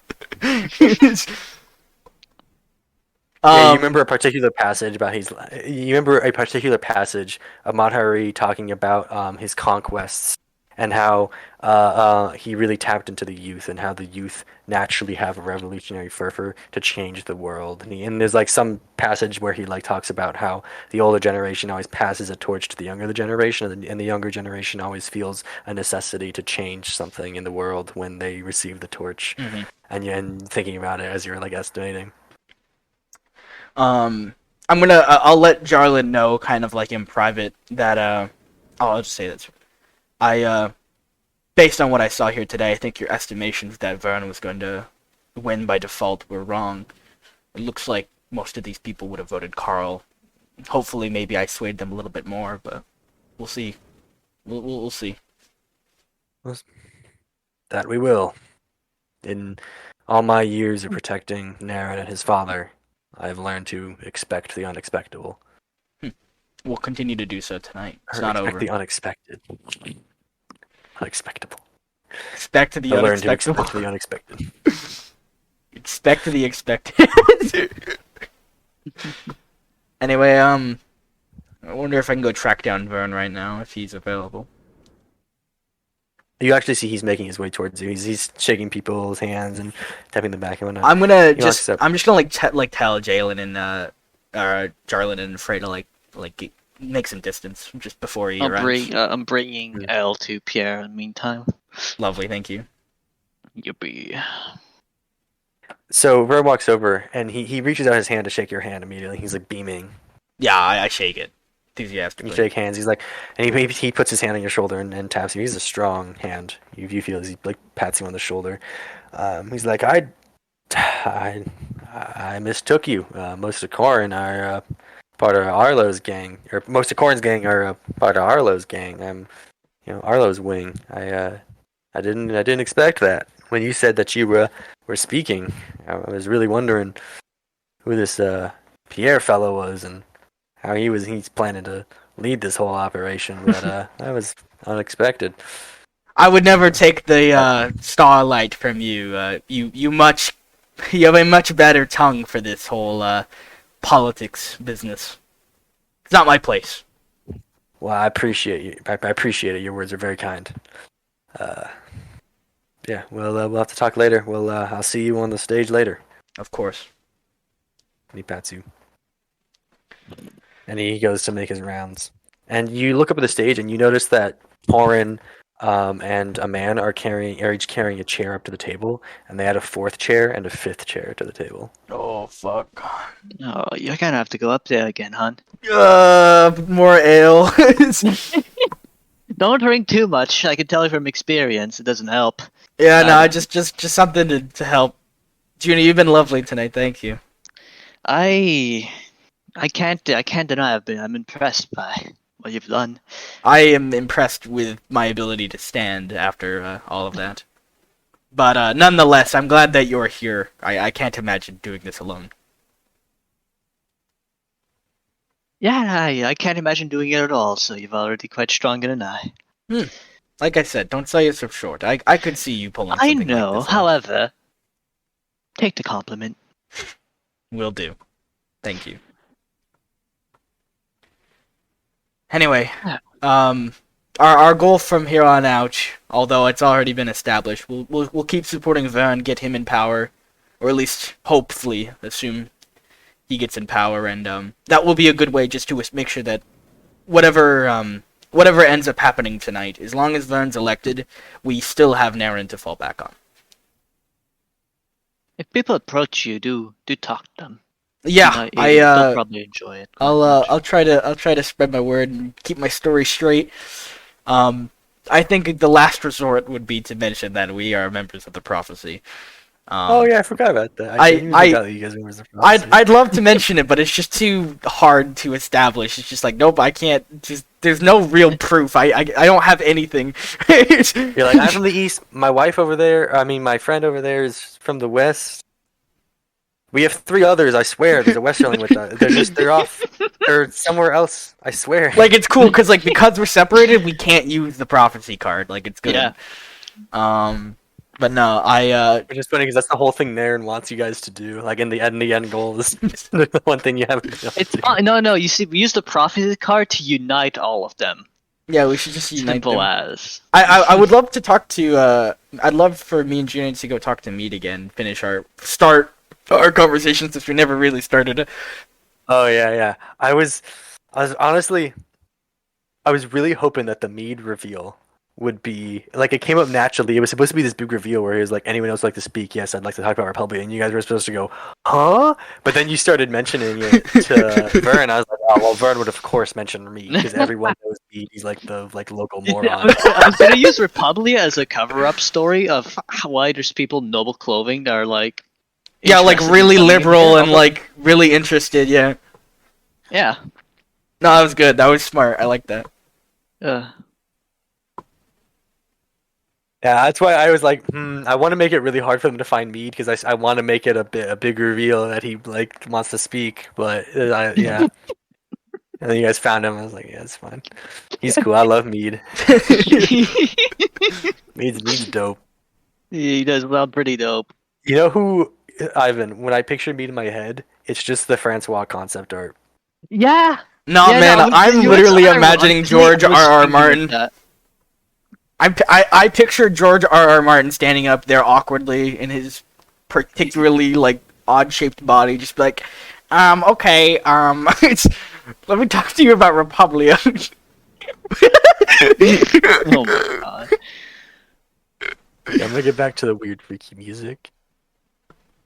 I think I'm gonna try and find some better music real quick. I will am say going the to- Swordland one. That was a scissoring one. Was a good choice. I'm going to have Alright, that so was much great. fun editing this video because I'm gonna like add reverb to the people who are speaking. I'm gonna add audience applause and like murmurs. Yeah. It's gonna be a fun episode to edit. I'm so It's gonna be a sad. fun episode to hear too. It's a fun session, period. I've enjoyed the session a lot. I'm just trying. I'm having a lot of fun. I just want to make sure you're having fun too, Ivan, because I feel like you're being a little left out. No. But don't worry, I've had my fair share of this type of thing Okay, with, cool. with Francois when I used to play it. I know how fun it is. Thank you. Plus, it's not like I do nothing. Like I've been making up stories and tying everything together, and you've been having to play with it, and I fucking love it. No, it's fun. I like this. This is like the best part of Gurps is just like shit like this. I know there have been like a collective 3 or 4 rolls. Like imagine trying to do this in D&D. Roll for that. Roll for this. Roll for that. Roll to fucking I don't know, man. Because there's no politics. Charisma. There's no Roll politics charisma. skill. You Roll can't. charisma. See, that's the part. There's no.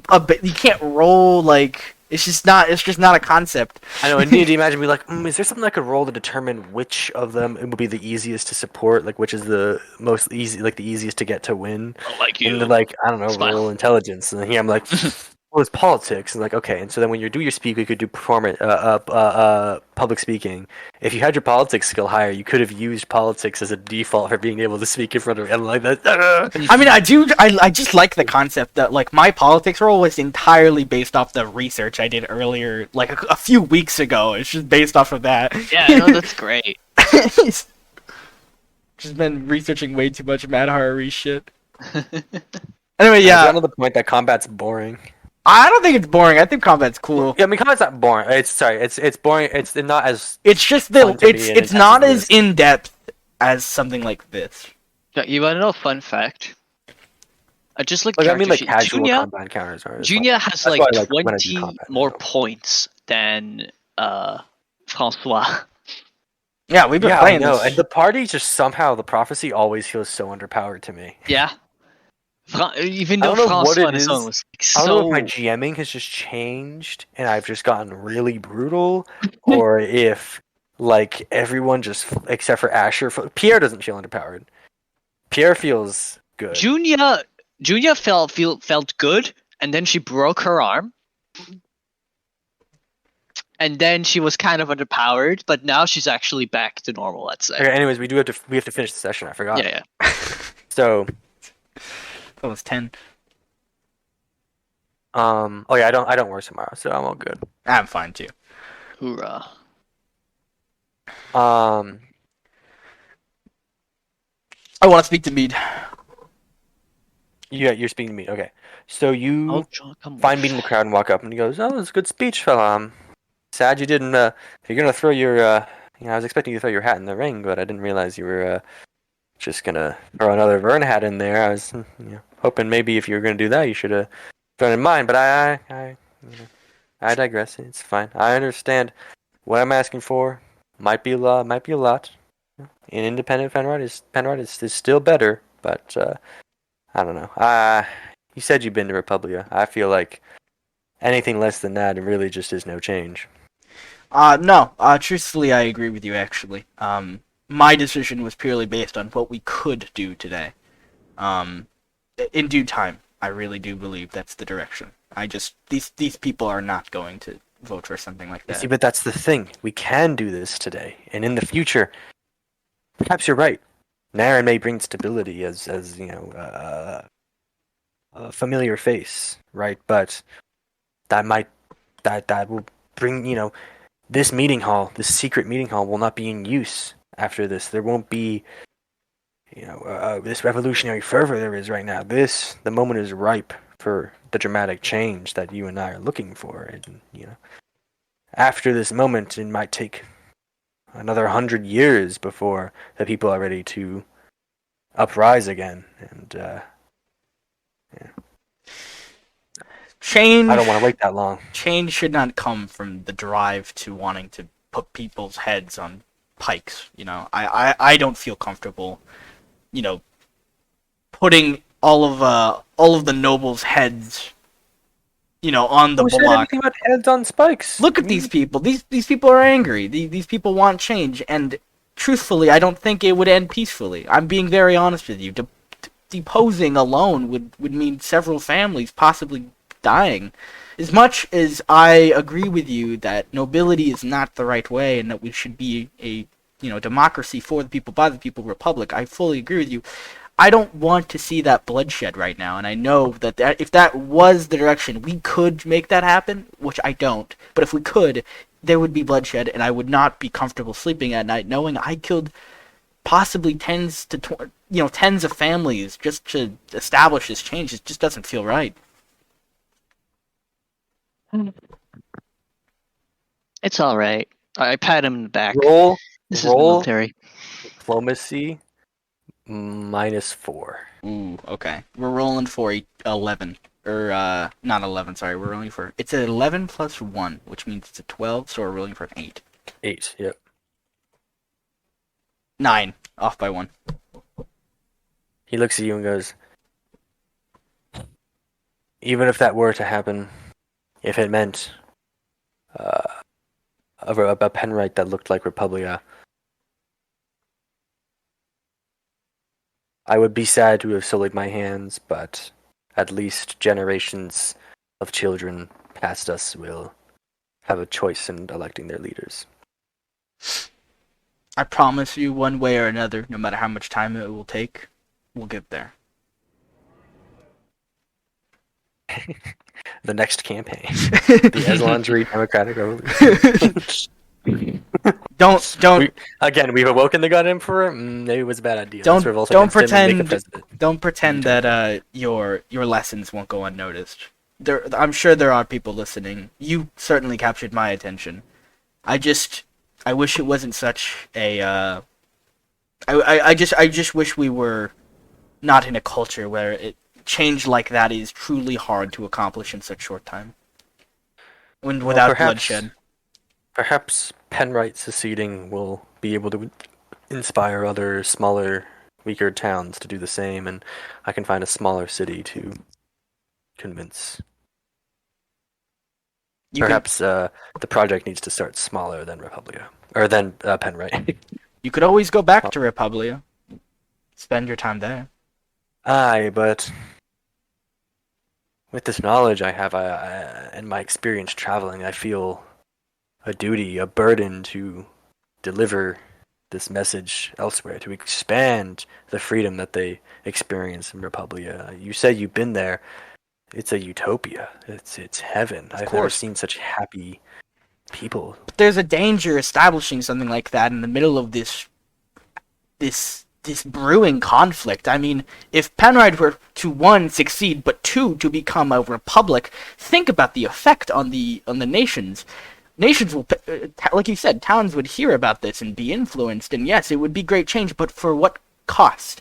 Those towns, this town, Penrite, would be soon conquered and reinstated with the most tyrannical of tyrants we could have ever imagined. We would lose thousands of citizens all across Eslandri from this decision. It's way too big, way too soon. It's just not possible. But maybe you're right. Maybe going somewhere smaller, starting from the bottom to the top, might be the route to go. I just don't think Penrite is the place for it to happen right now. If a war is brewing, like you say, which I was intending to ask you about that once we get on stage here in a few minutes, but if what you say is true, Penrite will, regardless, be involved, as we are directly on the border, just across the river from the west. We are the gateway to the west. A war between east and west would almost necessarily involve us, regardless of whether or not we seceded, which is a big reason, in large part, if not in the entirety, of why I hope you are wrong in what you were saying up there. I'm curious now, why did you say that? What do you mean a storm is brewing? What did you mean the east is... Did you say the east is intending a conquest of the west? All the west? I have information that the east is planning a campaign to conquer the west. Don't forget the south, too. And the south. The Soothers and Esters allied against the Weller, all of the west? Yeah. It's disclosed information. Very few people are aware of this this coordination.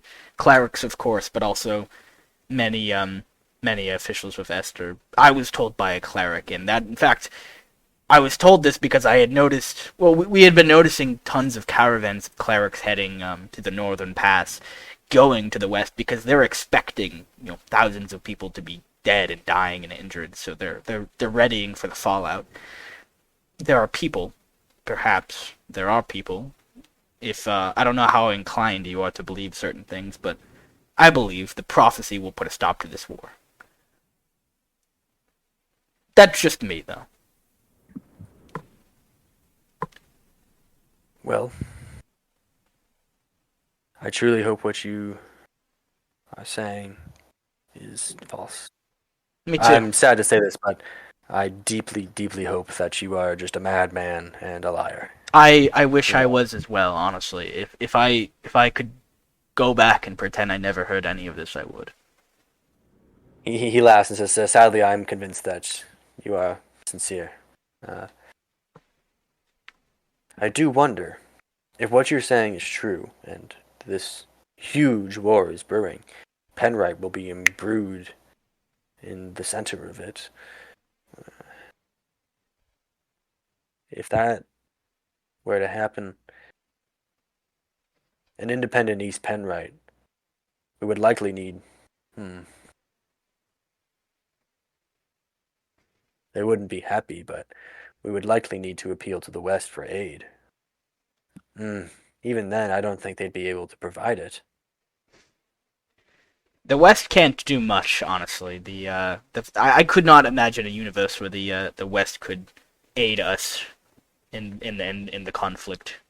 At best, we could negotiate peace deals with the East. Perhaps we should not secede at all, then. He looks at you.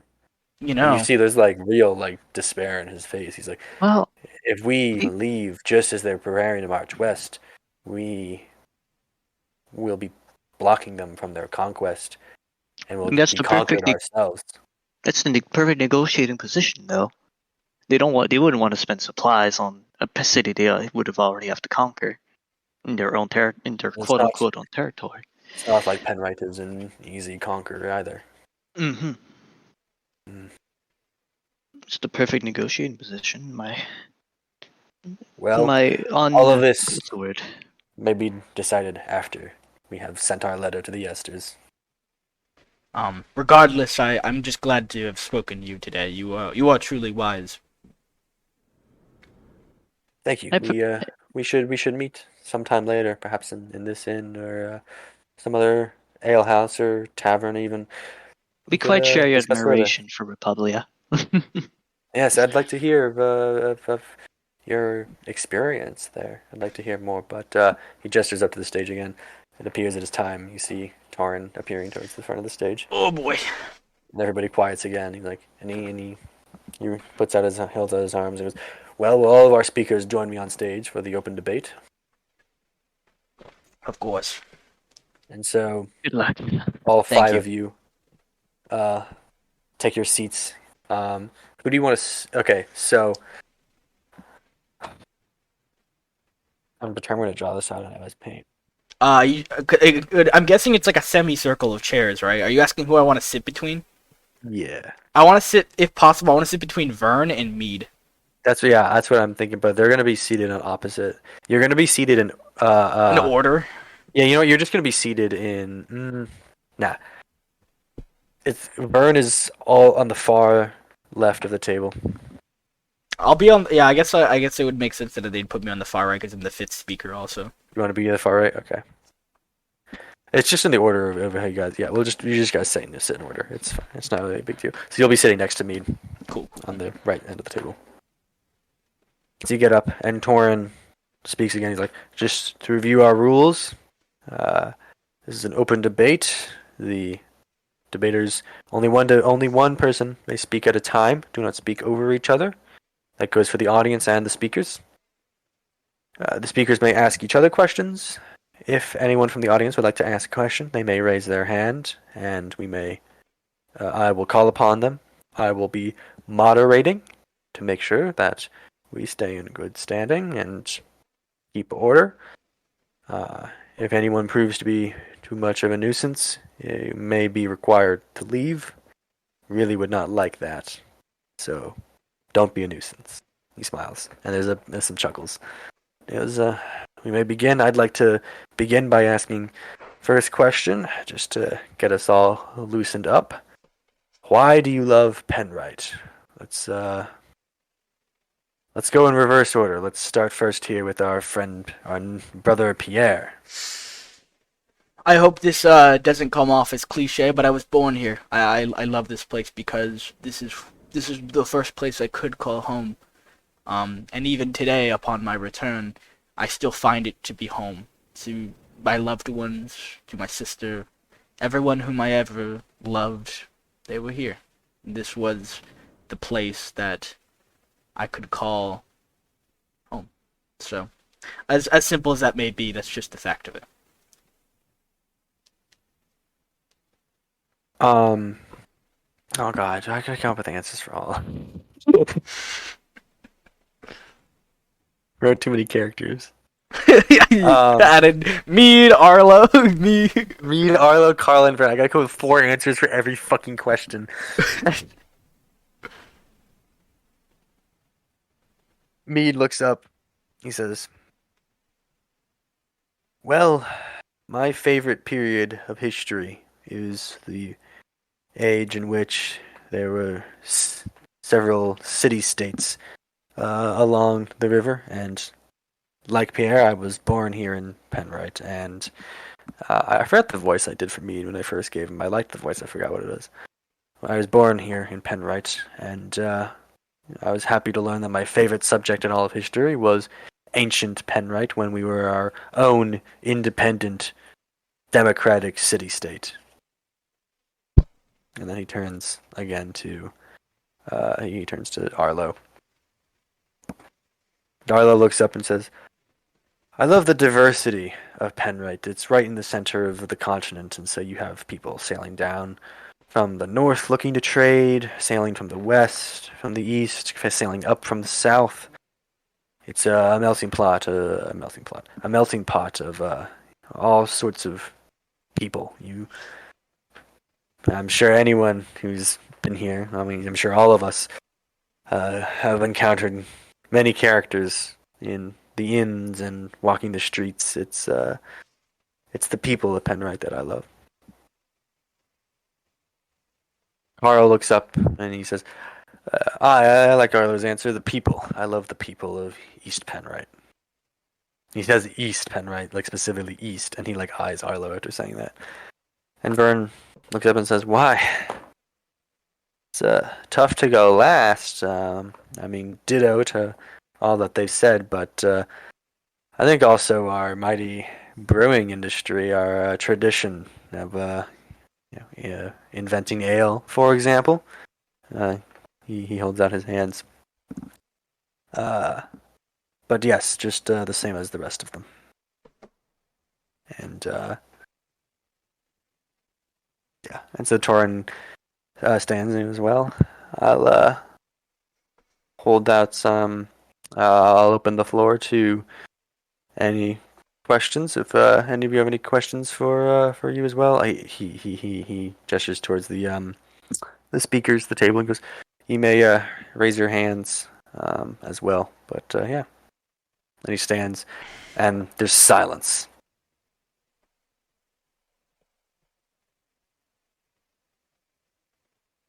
I'm just gonna whisper to you guys now. I didn't write this part out. I didn't have enough time to, so I am improvising all of this. So I have to think of questions.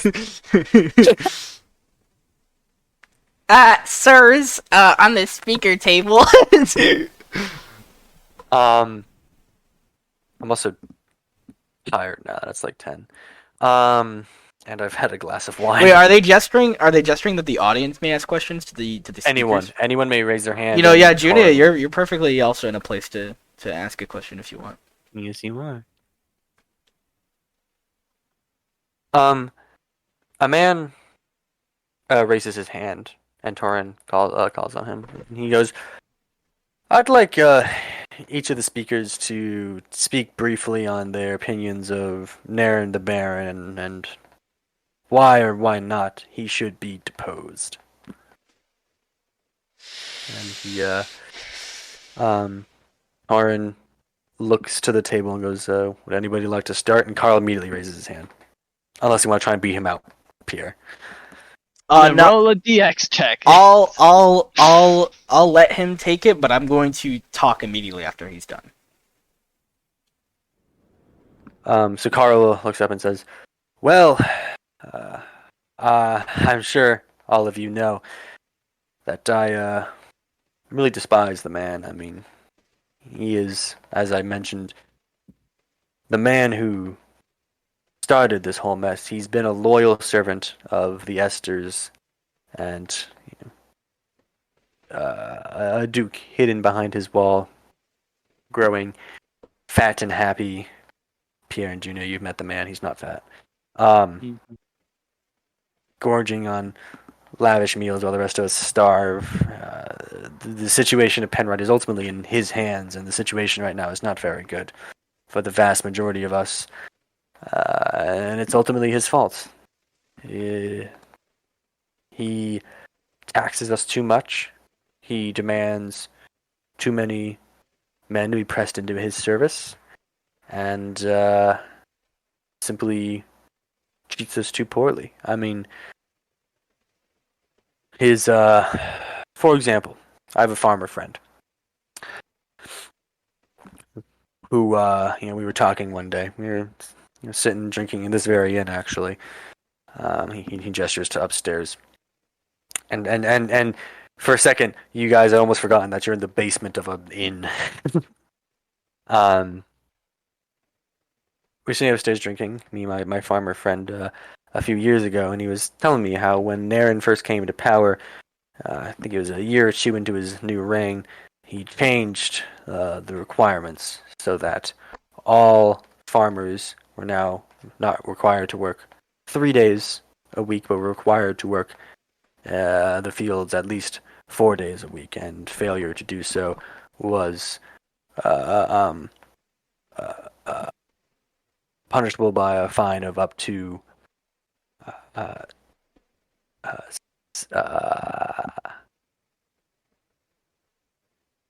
up to 1 entire gold piece, up to 10 silver. What? Yeah, it's 1, 10. Yeah, up to 10 silver pieces. Just for not working 4 days out of our 7, toiling the fields. Mind you, before Naren was in charge, the fine was up to 7 silver, so he had increased that as well. And so he increases revenue by fining farmers who do not work. But not just this, he does not inform the farmers of this change of policy until they have violated it. So my farmer friend found himself short. He had only been fined 5 silver pieces, but he could have been fined up to 10 just for not working a 4th day. He just one day, some of Naren's men ride up to his farm and tell him, "You only worked the field 3 days 2 weeks ago. You are required by law to work 4 days. You are being fined 5 silver pieces by the Duke." And all he can do is pay that. His children went hungry for weeks after that. That was quite the hit to his finances. Things like that, policies like that, are why Naren is so terrible. And Torin looks to the table. And would anyone like to speak next? I will. Or should we just go down in a lot? Yes, Pierre. Can I roll history to come up with a good argument for feudalism and why Naren as Oh my fucking god, that's hilarious to hear. Can I roll history to come up for a good argument for feudalism? Man, you can that's roll like quote of bullshittery, all not time. history, though. for 1, feudalism, but 2, that Naren's rule is stable enough is stable enough to the point where replacing it is just going to cause more issues. I'll do you one better. Thanks. You want to roll area knowledge? Oh fuck yeah, dude! I'll roll area knowledge. Since you're a native. I am a and I'll native. give it a +1. That's at 16. 11. That's a success of 5. You, success of 5, are trying to rack your brain for some benefits, some pros of Naren's rule.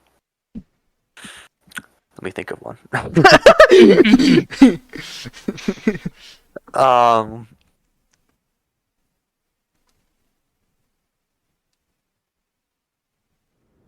You could talk about how Trey. So you're thinking about growing up in Esther, and you know that the docks, when you came back, you noticed had been significantly expanded. And Naren had significantly expanded the docks, and you could try to perhaps incorporate that into some sort of argument. Mm-hmm. If you want to know more specifics, you can roll history, and I can give you more specifics. But area knowledge, you just know is that the docks have been expanded since you left. Yeah, I mean, I feel like there's no hurt in trying for the history roll here. Just to see if I can procure some extra knowledge. Yeah, roll history. 14 and 11. This failure is 3. Okay. Yeah. Okay. I'll go from there. Penrite history. Oh wait. Also, I'm not gonna start my argument. I might. Yeah. Sorry. 1 second. Sorry. So current affairs, right? Okay. Yeah. Could I make secondary to the market argument? Could I make a good argument for why keeping Naren as a familiar face and a stable figurehead would provide advantages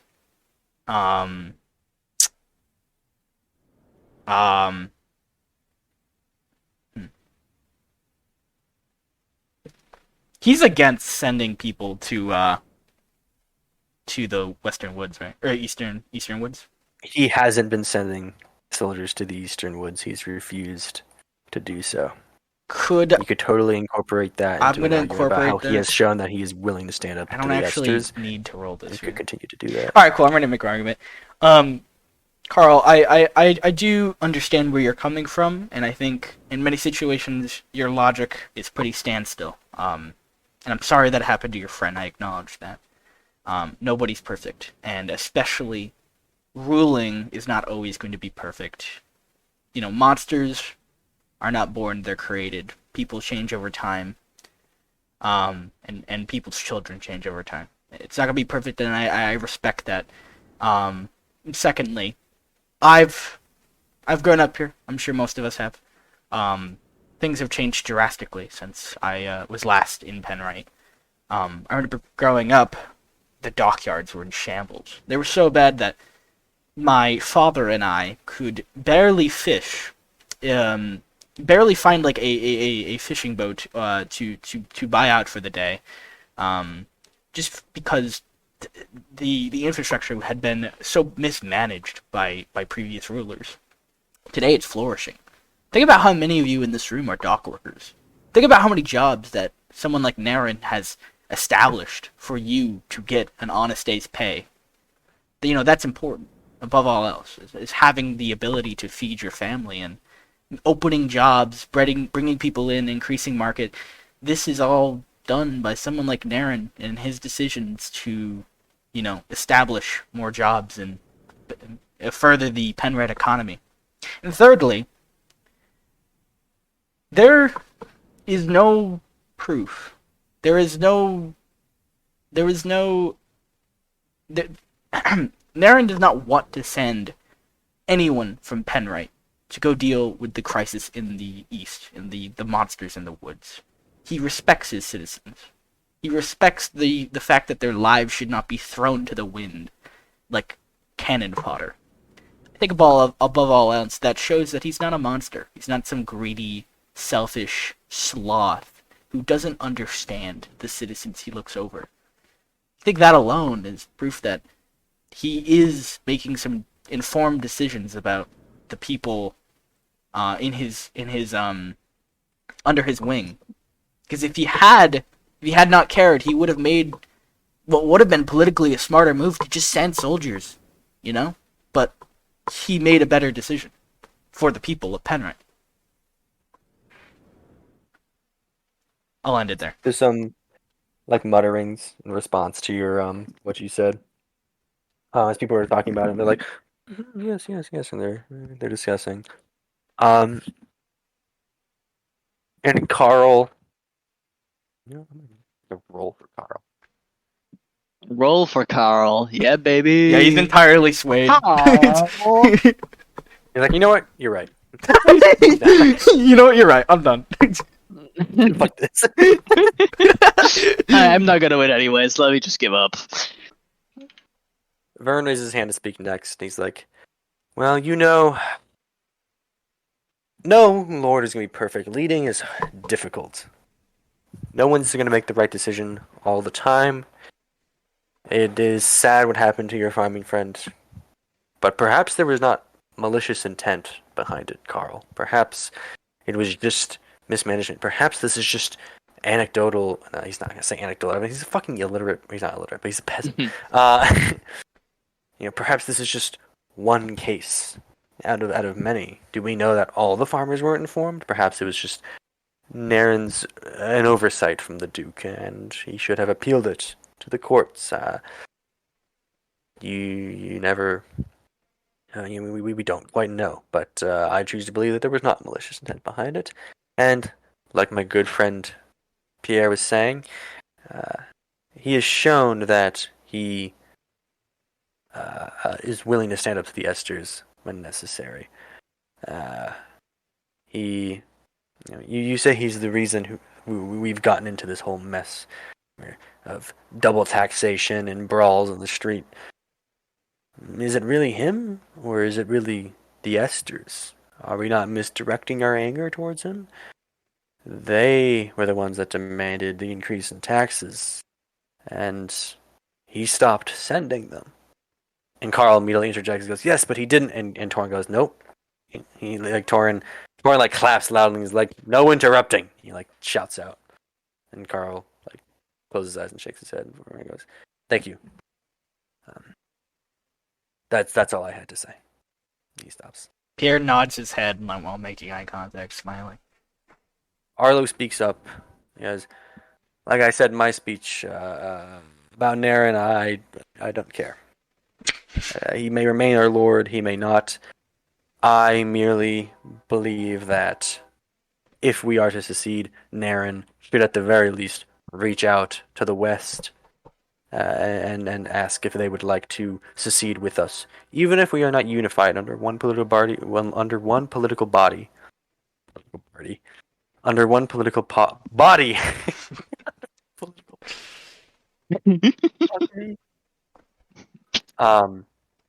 Even if we are not unified under one political or as one political body,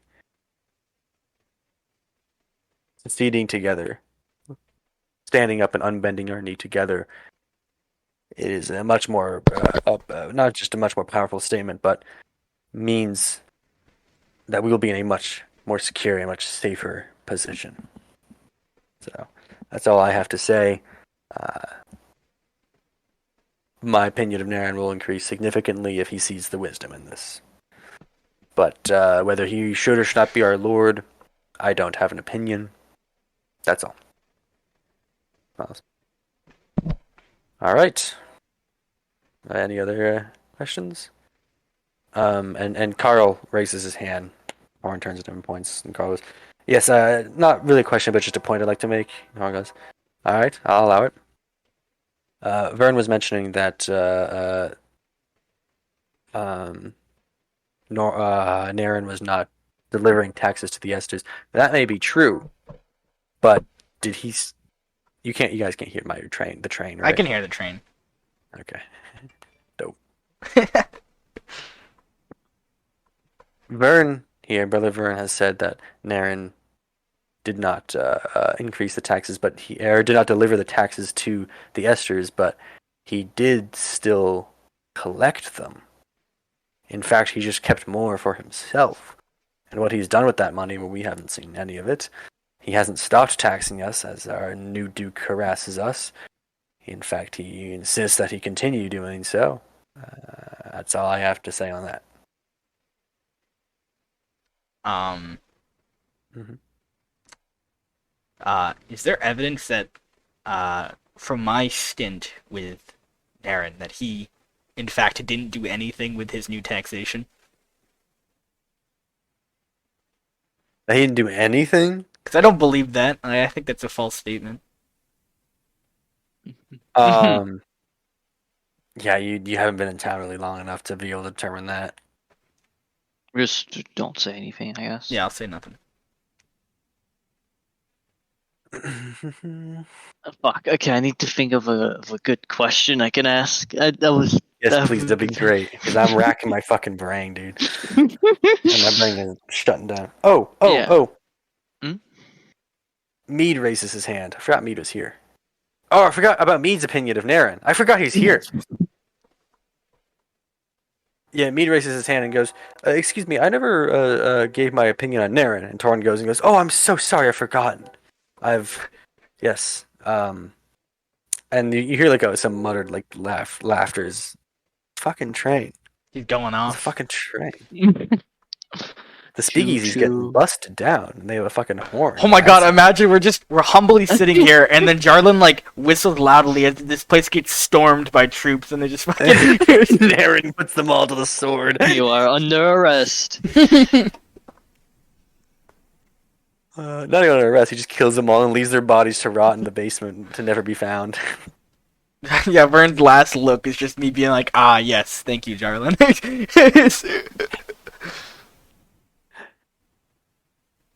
You gotta think though, fucking Naren's got some crazy ass agents to have infiltrated. Oh yeah, no, I laughed so hard because they're like, this place has been remained secret for hundreds of years, and I just laughed like they knew the passcode to how to get in.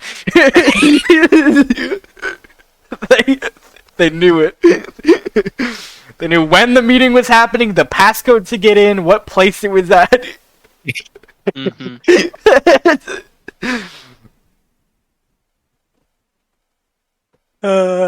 Yeah. Naren's he's a little big, or at least his fucking agents are. His intelligence agency's nuts. That's where all the taxes went. He just got poured into agents. He just got little like fucking little like children on the street that he pays to like whispers and stuff. The kid that stole my thing is just an agent of his. Yeah. I'll come back home and it's just on my desk. He's got the wineskin. He left a fucking note. He's like, by the way, this, that, and this. Don't fuck with me, Junia. Don't fuck with me, Junia. I'll have your head. I can take your wineskin at will. You're fucked, bro. Anyway, back to Mead. Yeah, so Mead speaks and goes, fuck me, he doesn't have an opinion. Yes, Naren, fucking train. It waits for me to speak and then it starts. Naren, look, you all know my opinion that we should not have a duke at all, but an elected philosopher king. But I digress. My analysis of Naren is he is a shrewd lord. He's not looking out for the common people, but he is smart. I'll give him that. Whether that is good or not, there are pros and cons to it. Towards foreign enemies, which we will likely be faced with if we are to secede, it is good to have a shrewd and intelligent, cunning, ruthless even leader, but when his gaze turns inward towards us, we see matters such as my brother Carl here has described. So make of that what you will. And again, there's some muttering like, Mead has a point. Well, that's the first thing Mead's fucking said that's made sense. Yeah. And then Mead raises his hand and goes, I'd like to speak again. Torn goes, yes. Like, I have a question specifically for our friend Pierre here. You mentioned that a storm was brewing and that you believed a war was on the way. Could you speak more on that? I'd gladly help inform Brother Mead. I've spoken with I love how quickly you've taken to their like, yes, brother, mean, yes, Brother, they have their sister, like, and all that, Yeah. Pierre's secret advantage is social chameleon. um, uh, I know this will come as a shock. And it's okay if you refuse to believe me. We're all entitled to our own opinions, but what I'm telling you is what I've been told by the headmaster of the clerical society, and I also believe it to be true. I was told by the headmaster, having been a cleric myself, mind you, recently, within the last 2 weeks, that the East is aligning with the South to fully annex Western territories. This will be by the start of September, start of October. What was it? Something like that. During the fall. when the rotation happens. Their campaign will begin, and we, Penrite, most likely be one of the first places that will have to face the wrath that is the Estor army. And having been a part of that military, I can assure you, even without being aligned with the South, they stand a very, very strong chance of completely eradicating any armies on the Western Front. Mind you, with the Southern Alliance, it's pretty much definitive. There's nothing the West can do. The clerics are readying to prepare for the dead bodies and the injured civilians of the West once it's all over. And we, in Penrite, have to make the very smart decision that if we're going to succeed, which is a dangerous decision, but it is one that is right, if we're going to succeed, we have to make sure that we have someone who's stable, who's familiar, who's known, who can make negotiations with the East to leave us be during their wrath.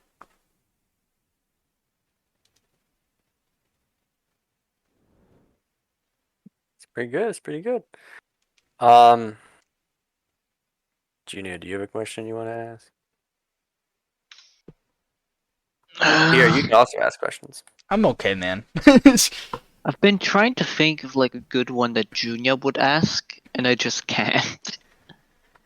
Carl raises his hand. He goes, yes, I'd like to just ask a little further about that from clarification. Did you say you spoke with the headmaster of the clerics?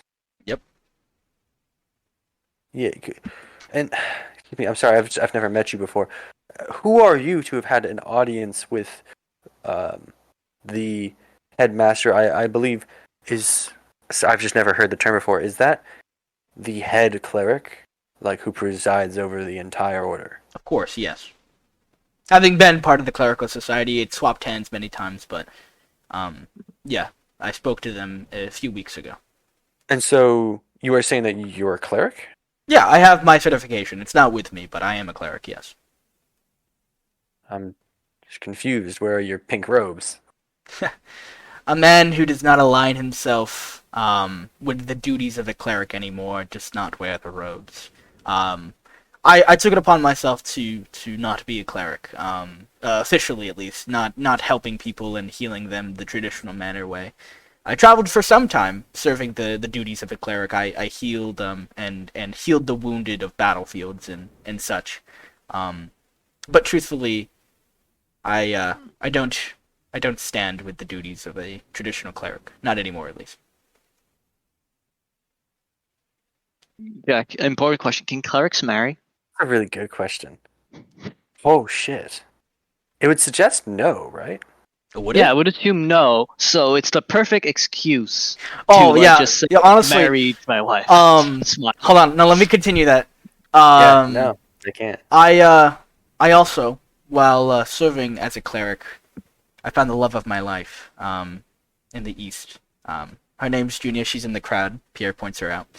I do a small Aw. wave. I love her dearly, and she has brightened my life to a point of no return. And I'd rather devote my life to her than my duties of a cleric. There's plenty of us, and I'm getting old, and my abilities can be served elsewhere.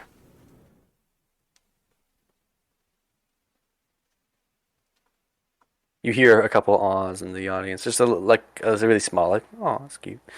Um, Junie's doing the great job as the doting, waving, smiling wife. Exactly, it's great. This is going perfectly. This session's fucking crazy. These last 2 sessions have been insane. Yeah, they I have. told you we need. You were like, let's. What if we skip Penrite and go straight to Western? I was like, It was just that It's gonna be so good. it was just that intro session that didn't do it for me. But now that we've had like some time, Yeah. I get it now. yeah. Okay. I really don't know where it's gonna go from here, though. Like after, like, you guys are gonna come back, and because like you guys seem just preemptively asking you guys. You guys seem to be pretty down with the separatists. I'm embedded already, dude. I can't get out of this. And- I can't get out of this. See, Roke and Tariq seem pretty. I happy straight with up, the It's fine. I straight up forgot I was a member of the prophecy and It's- Judy is not I'll my be wife. I'll be honest, Jack. It's just gonna be a Graham decision at this point. Graham's gonna have to choose one of the two, and we'll stick with him. No, what if we Yeah, just what if all three groups just go with their own decision and we just try to like Well, see, Graham wasn't that keen on the loyalists. Yeah, the no. loyalists wasn't Exactly. my option. I have a sneaking suspicion that Quinn might side with the cleric, the unifier. True, Quinn personally does love. Yeah, it's true. But yeah, well, I mean, we'll hear your arguments. This will be a very hard one to string along because it's not as likely as the unifiers to work. But damn, is it fun to like? Because we've had so much details like in this session. Next session. Well, actually, no. I mean, I think the unifiers actually would be way harder to achieve their goals than, separatists. Because I mean, separatists. I mean, if you think about, especially if Vern wins, which we don't know yet, but if Vern or Harlow, maybe Mead will win. Maybe you'll win, Pierre. Maybe they'll elect you. Yeah, ahead of- you think it was like, you know what? I think you should win. I have done a pretty good job of embedding myself with these people. I gotta keep up with my lies. I know. Actually, another man's gonna raise his hand. He's gonna go, and Torin's gonna call me. He goes, sorry, Pierre. We've never met before.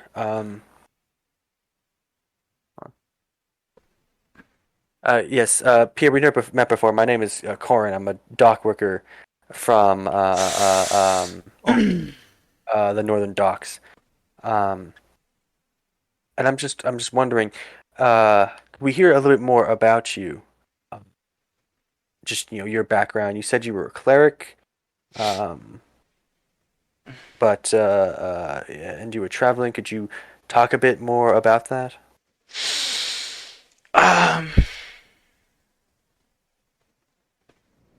Give me a minute.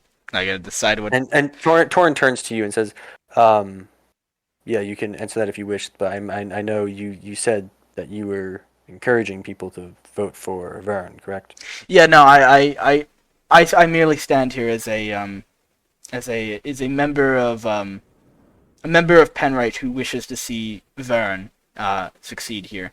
I have no wishes to take any power from any of you, any starlight, anything like that. I fully believe in the capabilities of Vern. I mean, there's not much to say truly. I grew up here. I left. I studied with the clerics. I worked in the Navy, and then after that, I basically just helped people. And then I met I also met my lovely wife, Junia. For the rest of the Penrite sessions, whenever you guys are in public, you guys have to be husband and wife. Oh God, you're right. Unless you guys go You're unifier, then maybe not. Yay! We should help the lie by legally getting married.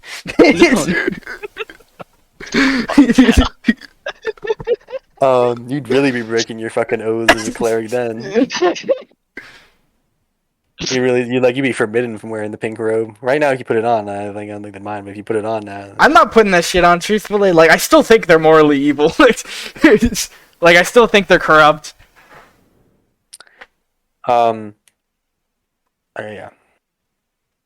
That's the thing. Corin calls out again, just like, okay, just a follow-up question, please. And Corin asks Torin. Torin permits it. And Corin Wait. Okay. calls out.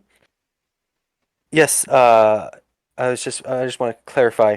You are not looking for us to vote for you. You're not running to be leader of our movement. Then. I'm gonna look at Vern, who I'm guessing at this rate might be looking at me confusedly, because I Yes. did tell him that His eyes are narrowed. I'm looking at him and I'm making direct eye contact. I only hope to see Vern succeed here. I'm not at all. I'm not hoping you would elect me. I never would want that. So then, Can I I? guess I'm just wondering why you are up here speaking. Then. I don't think I don't think Vern, without some assistance, stands the best chance to win this, and I really want to see this idealism succeed. I also just truthfully believe that his ideals are and his goals align with mine and my wife's. All right. Puts his hand up. Can I put my hand up? Mm-hmm. Um, this is this may be a bit of a preliminary question, but do any of you have an idea or plans of what you will do once Yes. this election is done? After independence and all as such. Corin laughs and calls on. That's a good question from the lady. Let's Vern. How about we start with you and move down the line? That sound good? And Vern's like, sounds great, partner. I don't know why he's a fucking cowboy. Sounds great, brother. And so Vern calls out and goes, yes, well, truly, I think we should pressure. We need to, our Baron, Naren the Baron, mobilize. We need to mobilize as many bodies as possible to stand outside of his city and chant and call for him to secede. And should he, presumably, he will choose to listen to us. If not, we will have to discuss further actions to take. Truly, I guess I haven't thought on what would happen if Naren were to decline our demands. Perhaps then, he turns to Carl, if he were to do so, I would find myself aligning with Carl, in which case he would have to be deposed and would have to replace him with a lord who is willing to listen to our demands. But, yeah. And Carl turns to him and goes, thank you, Brother Vern. Some sense, finally, in your words at the end there, but not completely. Just as any great Penrite rebellion, I see violence in our future, Carl says. We can stand outside of the wall and chant and demand, but Naren is not going to give up his seat willingly, and he is a plague upon our people that needs to be purged, and sadly, violence will be necessary in order to do so. So we will take up arms and besiege Naren the Baron's castle. Pierre shakes his head in disappointment to hear that. Depose of him and replace him with one of our own. Who's fucking Arlo? He goes, yes, well, we would need to have more discussions. I'd like to decide this democratically, like in the days of old Penrite. But there are two options, really. Either we stick with Naren, we don't.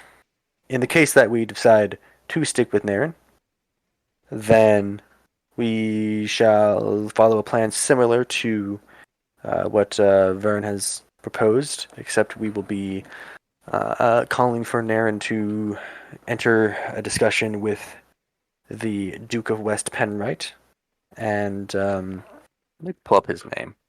It's an important name to mention.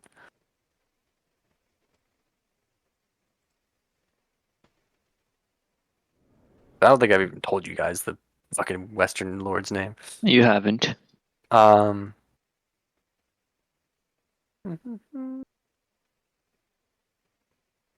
I'll be honest. For the longest time of last session, we were in West Penn, right?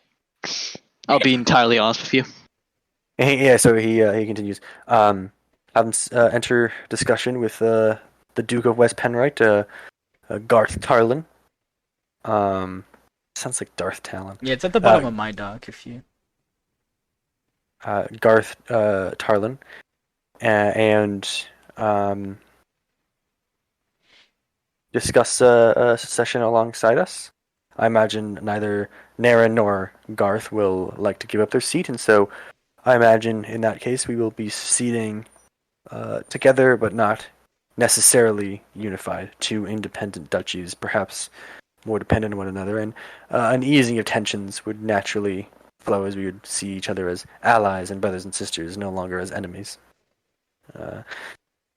But in the case that we decide, after I am chosen, to lead, in the case that we decide that we will depose Naren and seek out other help, we will have to make more decisions. Do we want a new lord to replace Naren, and then in which case we'll follow the same plan but with a new lord, or do we want to submit to Garth Tarlin and have one lord in West Penrite rule over a unified Penrite, a unified independent Penrite? Or do we want a unified Penrite and somehow negotiate with Tarlin to have him be subservient to Naren or some new lord? There are a variety of ways we can go. Discussions will need to be had, but those discussions should not be had until we have decided that this is the path that we need to take, which I am hoping that we will all do today. And then it's Mead. He just shoots up his hands and goes, "You all know what I think. We should do away with the old feudal system and replace it with a new democracy like they have in Republia, similar to what they had in the days of old Penrite. That is it all." You can just tell from his tone that he already knows he's defeated. Mm-hmm. Is it my turn? Yes, it's yeah. That's you. A man who has already been placed in the most interesting of predicaments, as Naren has. Officially, he has no recognized power as a duke. He's merely a baron. You know, he's in a very interesting position. He's not responding well to the Esters. I feel like if we truly did succeed here today, and we went here and mobilized and let him hear our voice, he'd be willing to agree, especially if we're going to keep him in power. Why wouldn't he? He doesn't like the Esters. He doesn't do anything they ask him to. He's clearly willing to go for the path of independence. He doesn't like the new Duke, and he pretends he doesn't even exist. If that doesn't show a man who's disconnected from the Esters, I don't know what is. I'm very confident if we went over there and mobilized and told him what we wanted and told him we'd keep him in power, he'd make it all happen.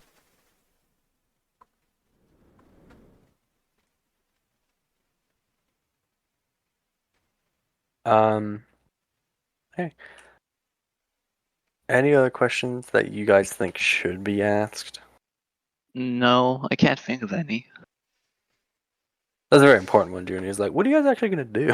Yeah. That one, I was like, wait, they haven't mentioned what the that fuck are you guys gonna do? Because, like, what if I elect you and you just, like, die?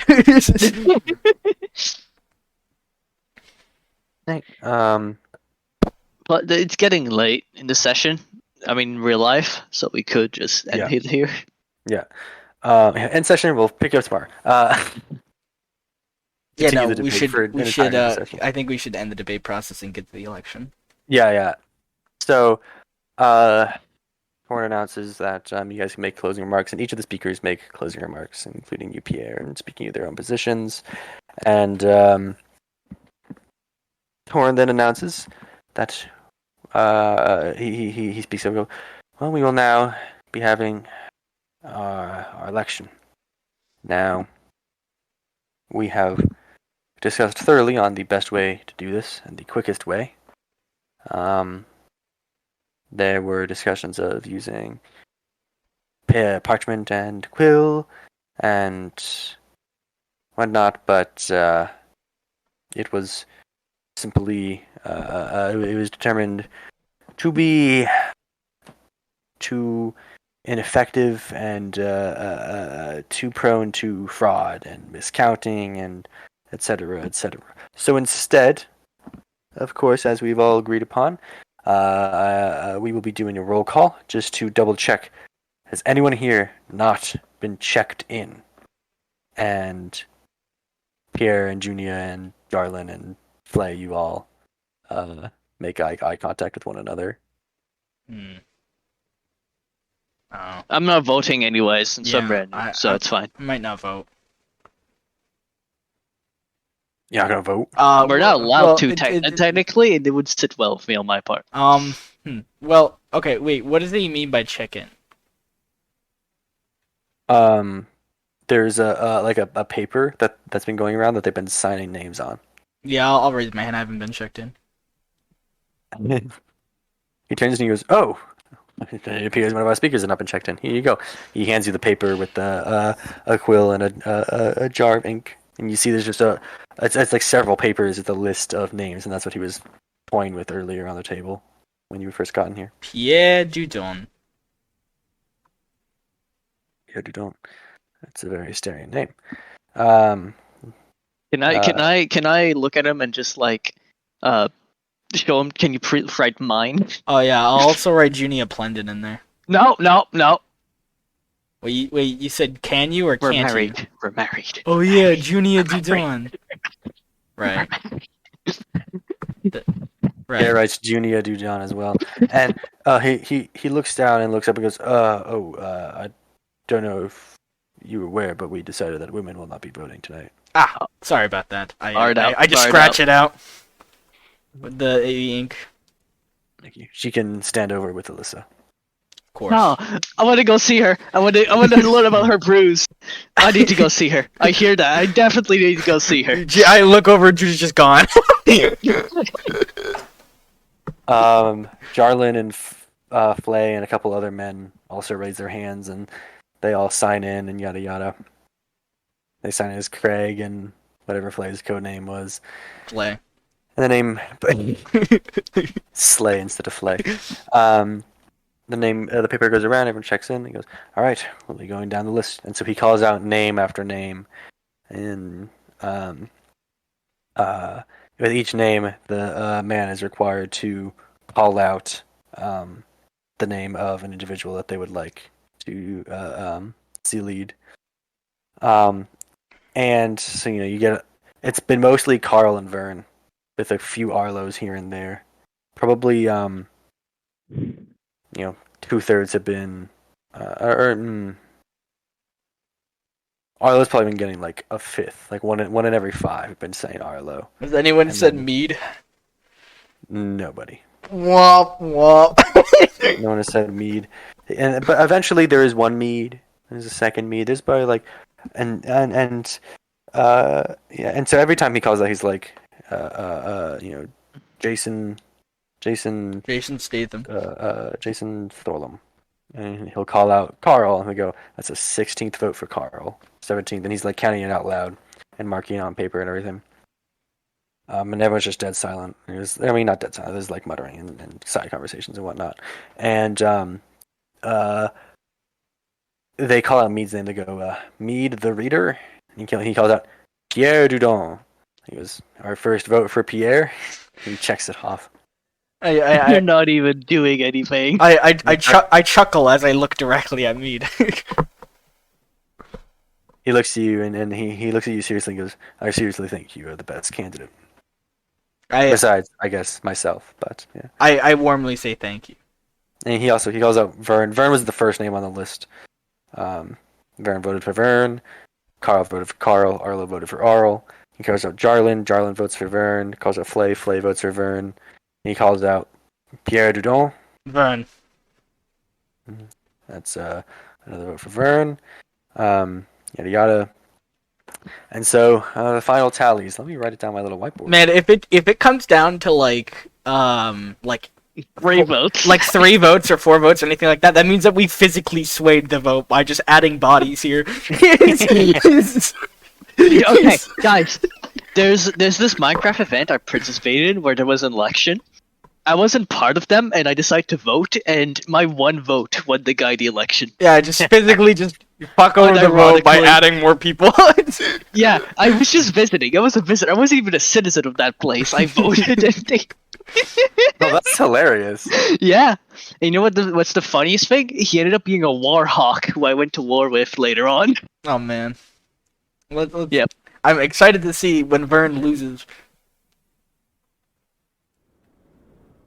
Or maybe Vern will win. I don't know. I'm praying. I'm praying Vern will win, because if Carl wins, that means we gotta do some assassination shit. No. It means we just have to give up on independence to go and try to fucking help the other our party go with the union. It means we failed, pretty much. We failed. I love that Jarlin and Flay are here. It's so funny. It's so funny. Like they're just like, yeah, Pierre. I'll vote for Vern. It's like they're like just faking being like regular citizens. So funny.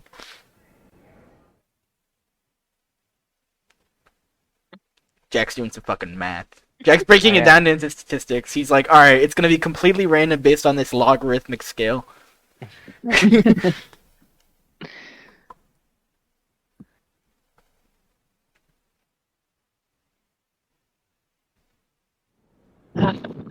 You see, he's just rolling right now for each of them, 1d4. Just seeing who votes for who. He's doing a 1d4 for literally everyone in the room.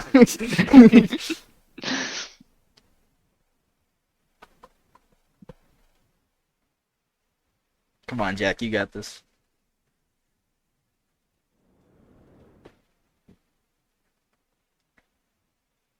Glad to see that Mead voted for me. Maybe I'll win. They're so real for that. What the You fuck? see, his vote's actually worth. I'm glad that I 10,000, didn't. I'm glad that I didn't go for the elected of like, yeah, elect me, because I'm like, what the fuck am I gonna do? The vote will be dividing, bro. Yeah, you would have to roll like a 3 to 1. I'm already caught in a lie. Also, like, I can't wait to talk to fucking Vern after this. He's like, by the way, why the fuck do you lie to me? Like, thank you for getting me elected, but like, why? So, Torin, after like an hour of voting, if not like an hour and a half to 2 hours of calling out names and voting, let's say the speeches were like 30 minutes. It started at 8. Oh god, And for then like 8:30. fucking 11 p.m. It's like it was 8. It was like they started again at like 8:50, and then the debate. Let's be generous and say it was like an hour, and it was like 10. So yeah, it's like 11. We started at 7, so yeah, let's. I like how it's actually kind of coherent with the real life time. Yeah, I know. Like that's Really kind of an hour that's ahead. when we So Torin started. goes, all right, as the night grows ever older, I'm ready for bed. I have the final tallies here. You all heard me count them out loud, so you know there was no fraud. If you believe I have been fraudulent, it is of no fault but your own for not keeping Did Torin me vote? accountable. Torin did not vote. Torin, I think you should vote. I think it's No. unfair that you don't. Are you saying that to him? Yeah, I think you should have a voice. You're, That's not you're how very it prominent. works, unfortunately, in general assemblies. Why not? He turns to you and says, I have been a neutral party, and it would be dishonest of me to have any bias towards any of our fine candidates. And just personally, I'm fine with whoever wins here. Very well. Well, at the bottom of our 5 candidates is Pierre with 1 vote. I let out a sarcastic woo. In 3rd place, Mead the Reader with 4 votes. In 3rd place, Arlo with 30 votes. And in 1st place, our elected leader with 73 votes. You just feel the anticipation in the room, the suspense. Vern. Woo! Pierre claps and yeah. and hollers and hoots. Which means that Carl, I'm sorry, you were in second place with 45 votes. Okay, 45. Okay. Oh wow, so that's a it's- pretty I don't feel significant guilty. margin. I don't feel guilty. That's No guilt for me. a significant No guilt, ass it's fine. margin. It's fine. No guilt. This is Fuck. margin of 28, which means together there were, including you guys, 153 men in this room. Well, yeah, and then 155 with the 2 women. Woman. Man, there's a sausage fest in here. Yeah. Yeah, I'll go like personally congratulate Vern since I was like a fucking campaign advocate. But however, he's gotta ask a question. I don't know, I don't think it'd be smart to just disappear. Jack. Yeah, so while Jack, you can guys I- were waiting Can for I the votes wait? to be counted, Wait, like, you could do a Junia thing if you want. I wanted to. Jarlin was speaking with Pierre and was like, so it appears... Wait, no, Jarlin wasn't there. Never mind. Jarlin doesn't know that she lied to him. Nope. Alright, go ahead, Junia. I wanted to go see the only other woman in this entire establishment. Arissa, yeah. Alyssa. Alyssa. Fuck yeah. Since Vern is the leader now, you should probably note down his wife. Yeah. Our glorious leader. Brother Vern. Amazing. We're Man, I can't wait to have the unifier separatist debate. That's gonna be the whole next session. It's just you guys Yeah. yapping about. Oh fuck, dude. The Because I'm happy yapping with either session. outcome. Either outcome is cool as hell. Yeah. Thank God we didn't go loyalist. That is so boring. I knew you guys were gonna. That would have been. I mean, it's the easiest one probably, but so boring. Yeah. So lame. It is. Eat that And it merchants. doesn't go with most. It only goes with like Graham's ideals at most. Yeah. I mean, it goes with maybe like the ideas of get our equipment as fast as possible and get out and ensure that we get our Yeah. equipment. But yeah. Yeah, like Susie's like character maybe before, like maybe early sessions, like Tariq, maybe like really early Tariq might have gone loyalist because it's really fast and easy and My arm looks like a backwards. better for greater C. good. Okay, so. Okay, you want to speak with Alyssa? What do you want to speak with Alyssa about? I just want to walk up to her and say, I'm going to steal Ash's expression. It really is a sausage fest here, huh? Yes, I'm glad to see another woman here. I was expecting to be the only one. They invited none. They only brought me so I could bring my meat and ale. It came with my husband, so. Yeah, I'm sure they're not too happy about that, really. But he did Yeah, well up but- there. He was a good speaker. I'm really. Yeah, I myself. Friends never mentioned him before. I'm impressed myself. I'm not used to seeing him talk in public like that. He's usually more reserved. Yeah, cut back to session 1, Pierre. I was like sulking in the doorway, and then I see the fucking giant swinging sword man. I just kill him and just silently be like, "All right, cool." I wanted to commend you. Although I am no brewer, I am an avid drinker, and your mead was simply godlike. It was quite wonderful. Sorry, I was on yeah. I could tell you were losing it. Yeah. Thank you, dear. That's I mean, I hear that a lot. I won't lie, but yeah. Well, yeah. Next time I imagine we'll have a celebration in me and Vern's home. Once this is all over, and once we have an independent penright, I'll probably be brewing in preparation for that as soon as we get word that it'll be happening. But so you're welcome to come taste it anytime. We frequently open up our house as an ale house. Well, I'll make sure to take note of it. Yes. I don't think you've never been before, have you? I haven't. This is actually my first time in Penrite. I was Oh, accompanying my excellent. husband. I have never really lived here, unlike him. Oh, and how did you two meet? Oh, that.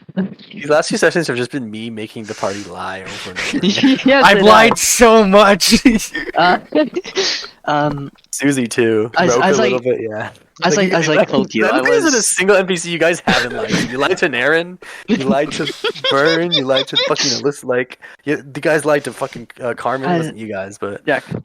Mhm. As I told you, I'm an avid drinker, as embarrassingly so, I suppose. One of those nights I was drinking too much. He happened to be around. I know it's not very romantic that I can't exactly remember when I first met him, but I suppose I wasn't really the most attractive woman at the time. I would. did he? He took care of me after I had drank way too much.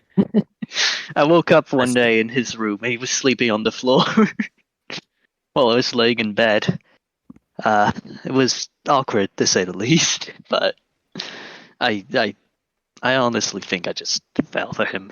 It was one of the few times I hadn't woken up on the floor after drinking that much. So she now thinks that Pierre found a blackout drunk Junia in an inn and took her back to his room and put her in his bed. Maybe he takes care of him. He took care of someone. I told No, I'm fucking just Pierre was sleeping on the floor. all the lies to keep track of. Yeah. Especially as these will probably be recurring characters now that Vern's the leader of the separatists. Yeah, you definitely You gotta have to remind me fill about in the the lie other when you ones come on back it. to me. Yeah, Yeah, the issue is I don't remember any of the fucking lies. it's fine. But yeah, that I know it doesn't sound very romantic or gallant or anything as such, but it's I suppose waking up not face on the floor for someone I know who's many a man who would have taken advantage of you that night. yeah. It's an honorable thing he did. I'm truthfully I am. Most men are scum. That's how That they are. I know that for a vile fact. beasts, especially when drunk. I can't Right. refute that at all. When we open up our ale house, it's a 3 mug limit. Thank you for that. If I ever visit, I'll probably need it. You see, she takes she reaches over a barrel and picks up a stamp, and she goes, "Here." She stamps your hand. Each time you get a mug, you get one of those. You see, there's like a little red circle on your hand. 3 of those, no more. She's awesome. Innovative. It's a good trick. That's She puts that's very Pierre. smart. I don't know if he drinks, but Not as much you as should me. consider the same. I'm the more. He barely ever drinks compared to me. Though admittedly, I'm a bad influence on him. Oh yes, how so? Alcohol. I'd say before meeting me, he wasn't much of a drinker. Oh, I see. Junior's just falling into a fantasy of being a housewife. No, I'm just very good at role playing it, fucker. And it's not like it's lies. He has been drinking more ever since he joined the party with me. I love the idea It's not that even a me lie. and Junia are lying so well, like blending in so well that we've embedded ourselves in our own lies where we just believe them. It's like full on Walter White, like fucking. Oh my god. I don't know what I'm gonna do, man. We're gonna go man, next session's been session. brutal. I don't know. Do I want to do the separatists or the unifiers? I love Carmen, but this is fucking hilarious. I love how awkward this started too. It was like, yeah, we gotta go see cucumbers, and then once we were like fully in, started mingling with the guests. Boom, that was it. That's all we needed. Oh yeah, the cucumber soup was fucking goated. That was. Can't believe I came up with that one. Anyways, that's enough for Alyssa. Yeah. You can cut the Asher. Alright, Pierre, you go to Vern. Yeah, I'm gonna congratulate him. You shake hands. He's like, oh. You walk up and like shake his hand. What do you say? It was a pleasure. It was a pleasure getting to meet you, Vern. I'm glad that things worked out the way they did. Likewise. Yes. I'd like to speak with you for a minute. In private, if possible. There's not really much privacy available here, but just you see he puts his hand on your back and starts like leading you up to the stage. But this is the best we'll get, and he like leads you up the stairs to the stage. Now, I'm going to say this before you even do. Yes. I don't know any dock workers. I'm completely new. I found this place out because of one reason, but you have to be you have to listen to me and understand that I'm being completely honest and forthcoming when I tell you this. I know it's gonna be hard to believe, and I know you're not gonna want to, but you just are gonna just. I want you to take a second and listen to me, okay? He looks at you completely genuine and stern. He shakes his head. Junia is not my wife. She's a member of a We want to keep up the lie. That's so sad. Junia is not my wife. She's a member of the prophecy, and so am I. The other three members of the prophecy are right now in town under the orders of Naren the Baron, making contact with the factions. Making contact with the Wait, what'd you? Oh, I was saying, say it again. I am a member of the prophecy, and so is Junia. We're not married. Three other members of the prophecy right now are in Penrite, making contact with the rising factions in Penrite, under the orders of Naren the Baron. I, as a member of the prophecy, met Junia about a month and a half ago at the Grey Wolf Tavern. We've traveled ever since, and we've arrived in Penrite, and we desperately need access through to the west. And having been... I didn't lie to you about this. I am a Penrite citizen. I am a cleric, was a cleric. And I did serve in the military. I do want to see my city prosper. I do. All of that's true. What isn't true is my entire background. Naren the Baron spoke out to me. He asked us to make contact with the separatists. He wanted you to succeed. If it meant keeping him in power, he would gladly accept your demands. That's why I want you to win, because it's something we could actually make happen. He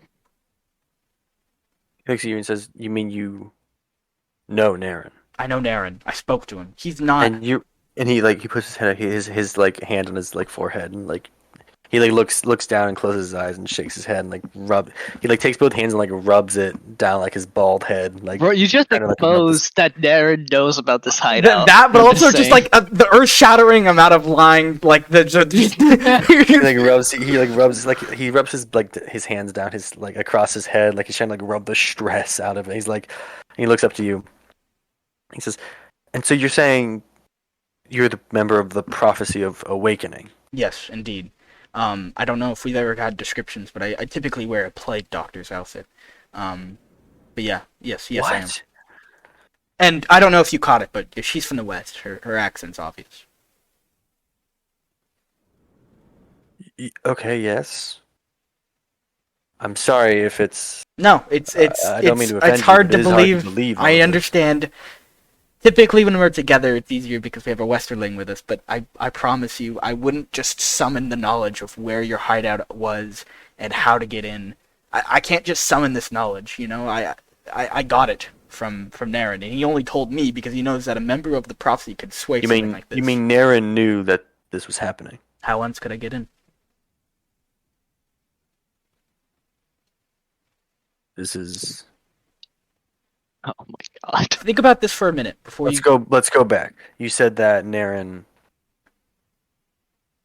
wanted me to win. Think about this for a minute. Naren knows about this hideout. He knows the password to get in. He knows where it is, what time your meeting was happening. If he really wanted to, he could shut this whole thing down in a minute. He has the military power to. He could. But the fact that he wouldn't and hasn't should be a sign that he does want you to succeed. He wants to be free from the Estern rule. He hates it. He hates the new Duke. He hates what the Esters have done to him. He wants out. So do the people of Penrite. This is a perfectly working relationship here. You separatists work with him, he'll work with you. That's why I want you to win. I didn't want Carl to win because things are just going to get violent. I don't want violence in my city. I grew up here when a massacre happened. I watched a plague wipe out my family. I'm not looking for that to happen again. I want to see peace and prosperity. If what you're saying is true, then could you get me an audience with the Duke? Yeah, how about I talk to you tomorrow? I'll get you the dates for when we could do that. All right. Meet here tomorrow at when the sun is highest in the sky. Got it. Anything else, Vern? And if you could, keep this between us. And don't tell anyone. I will tell none but Alyssa. Okay? Just No. understand That's so that sad. I am making... I'm taking a risk here coming out to you. I don't want to. I'd rather we just peacefully go about this. I don't want to cause friction. I know that these things can be difficult. Not everyone even believes in the prophecy itself, so... Being blessed with the name itself is not always a blessing, so... I just hope that this doesn't deter any relations. Genuinely. I'm being sincere when I say this, but I do love... I do love your ideas and your goals. I think that you do have some strong opinions that would do good for Penrite. So, you know, from one homelander to another, you know. There you go. All right. Well, I'll see you tomorrow at noon. Of course. Here. Not in this room. Upstairs. in the inn. Upstairs, okay. Have a good one, Vern. Pleasure to meet you. And he shakes his hand for the last time. Likewise, he pats his hand on your shoulder for one last time, and then he turns and he immediately walks past you, and you see a man walks up to him and is congratulating him on the stage, and he shakes his hand, and you just see Vern's mind is somewhere completely different. He's staring through this man. He's completely distracted. I fucked him up. His smile is not genuine. He just shakes his hand and he pats him on the back and goes, "Oh, thank you, buddy," and walks away. I and fucked the that guy just up. looks stunned, like, "Oh, okay, well, that was weird." And Vern darts straight through the audience towards Junia and Alyssa. And Junia and Alyssa, you're still talking. He walks up and he goes, "Hello, girls." Hiya. And he walks up and he gives him and Alyssa a kiss. And he turns to you and says, he leans in and he whispers, and he says, "So tell me again where you're from." Haven. Mm-hmm. And tell me again, how did you meet Pierre? Is there a specific reason you're asking?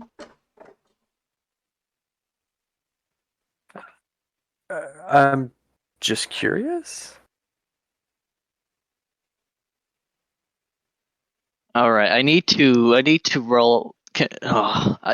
Junia wouldn't know. Junia wouldn't know. Junia doesn't know. Which is why I'm thinking what the fuck she would say. Although... I don't even think she would have asked, "Is there a reason you're asking?" Yeah, that's fair enough. I mean, it's a little awkward to be like, to walk up to a person, the first thing you say is, "By the way, where are you from?" Well, I feel like I met him in a tavern. Just like I was telling your wife. Is that so? What Mhm. what tavern? Grey Wolf. That's the name of it, right? Really? That's Yes. that's the wolf. Yeah, it is.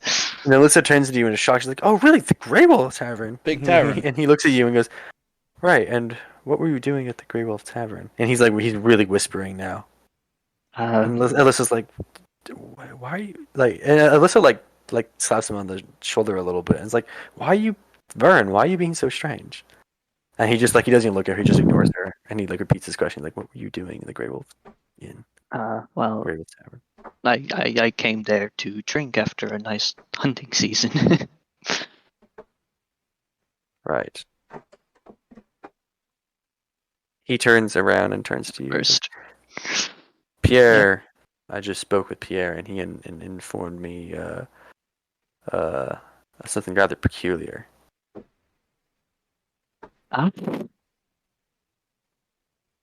Sorry, it just sounded like you breathed in your mic. No, it's just a nervous Okay.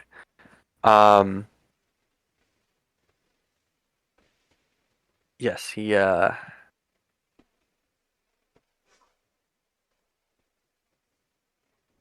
tell me, are you on a quest of sorts? Yeah. I see. And how long ago did you meet your husband?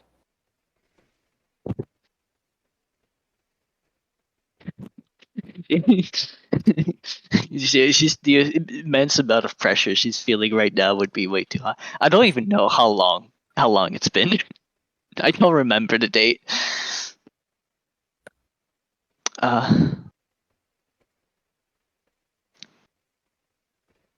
Well, His face is like this right now, do you?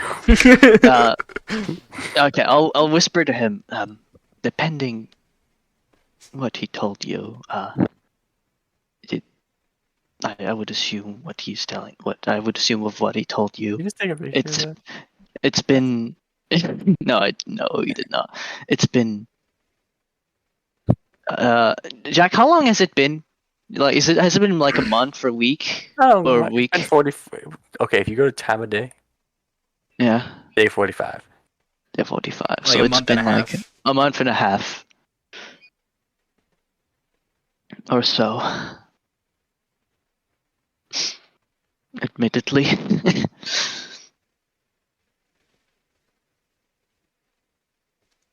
Oh, sorry, I was looking at Booger. Booker McFarlane. So sad. Right. Okay, well, carry on. Woo! He pats you on the shoulder and turns around and walks away. And Alyssa turns to you, Junior. He's like, "I'm so sorry. I don't know why he was like that. I apologize. I'm gonna go talk with him." And puts her hand on your shoulder and walks away. Oh. Walks towards Vern. Did you want to say something to her? No, it's fine. I'm gonna wink at Jarlin. Okay. He moves to meet up with you, and he like gets the attention of Flay and moves to meet up with you. Flay, go get Junia. Let's get out of here. And you just like saw from like I picture Pierre like standing on the stage like watching Vern interrogate Junia. There's so many character names for me to keep track of in my fucking head. We gotta make a character tree. Actually, I could do a graphic if you want after this session for all the characters. That'd be fun. I could do that. A graphic with all the factions and characters. Yeah, I could do that. Okay. Yeah, and so the four of you meet up. So Flay walks up Junia and gets your attention, like waves you over like this. All right. I'll just start going. You come over and you walk over to him. He's like, "We're leaving." Apparently. All right. And together you guys all go to the exit and quietly head up the stairs. The first four to leave really, and head up the stairs. You come to the staircase. Goddamn, we're so suspicious. I literally, like, everyone could watch. It's just like Pierre and like Vern have this crazy ass conversation in the back of the stage. Vern goes to talk to Junia, and then four of us just leave. With two random people that they didn't even know you came. Like, I don't think we should have like left with them, but that's just me. Nah, that's cool. I like it. So yeah, you're all leaving, and I had a pimple on my arm right here. Popped it during work. It was crazy. Before you head up the cobblestone staircase up to the bookshelf, and you see there's like handles on it, and you like grab the handles and you guys slide it open, and then walk in. You see there's a man at the top. There's an old man. You actually see it's the old man that was on the rocking chair. He's up here sitting. There's a little platform before he comes to the stairs. He's sitting Wholesome in the rocking guy. chair, and he goes, Have a good Pete. night, y'all. Thank you, Pete. And Thank you, he stands and slowly closes the bookshelf behind you all. Whew. Once we like exit the tavern onto the streets, I just like breathe in the nice air. It was so fucking musty in there. Yeah. Fucking Pierre puts his hands on his knees, just like almost gasping for air. Just like from the stress and the nerves. Garland looks down at you once you guys are outside. You're right outside of the tavern in front of it. He looks down at you. We walk away first before doing anything. Yeah, we continue walking. We distance a little bit. I don't want to be red front.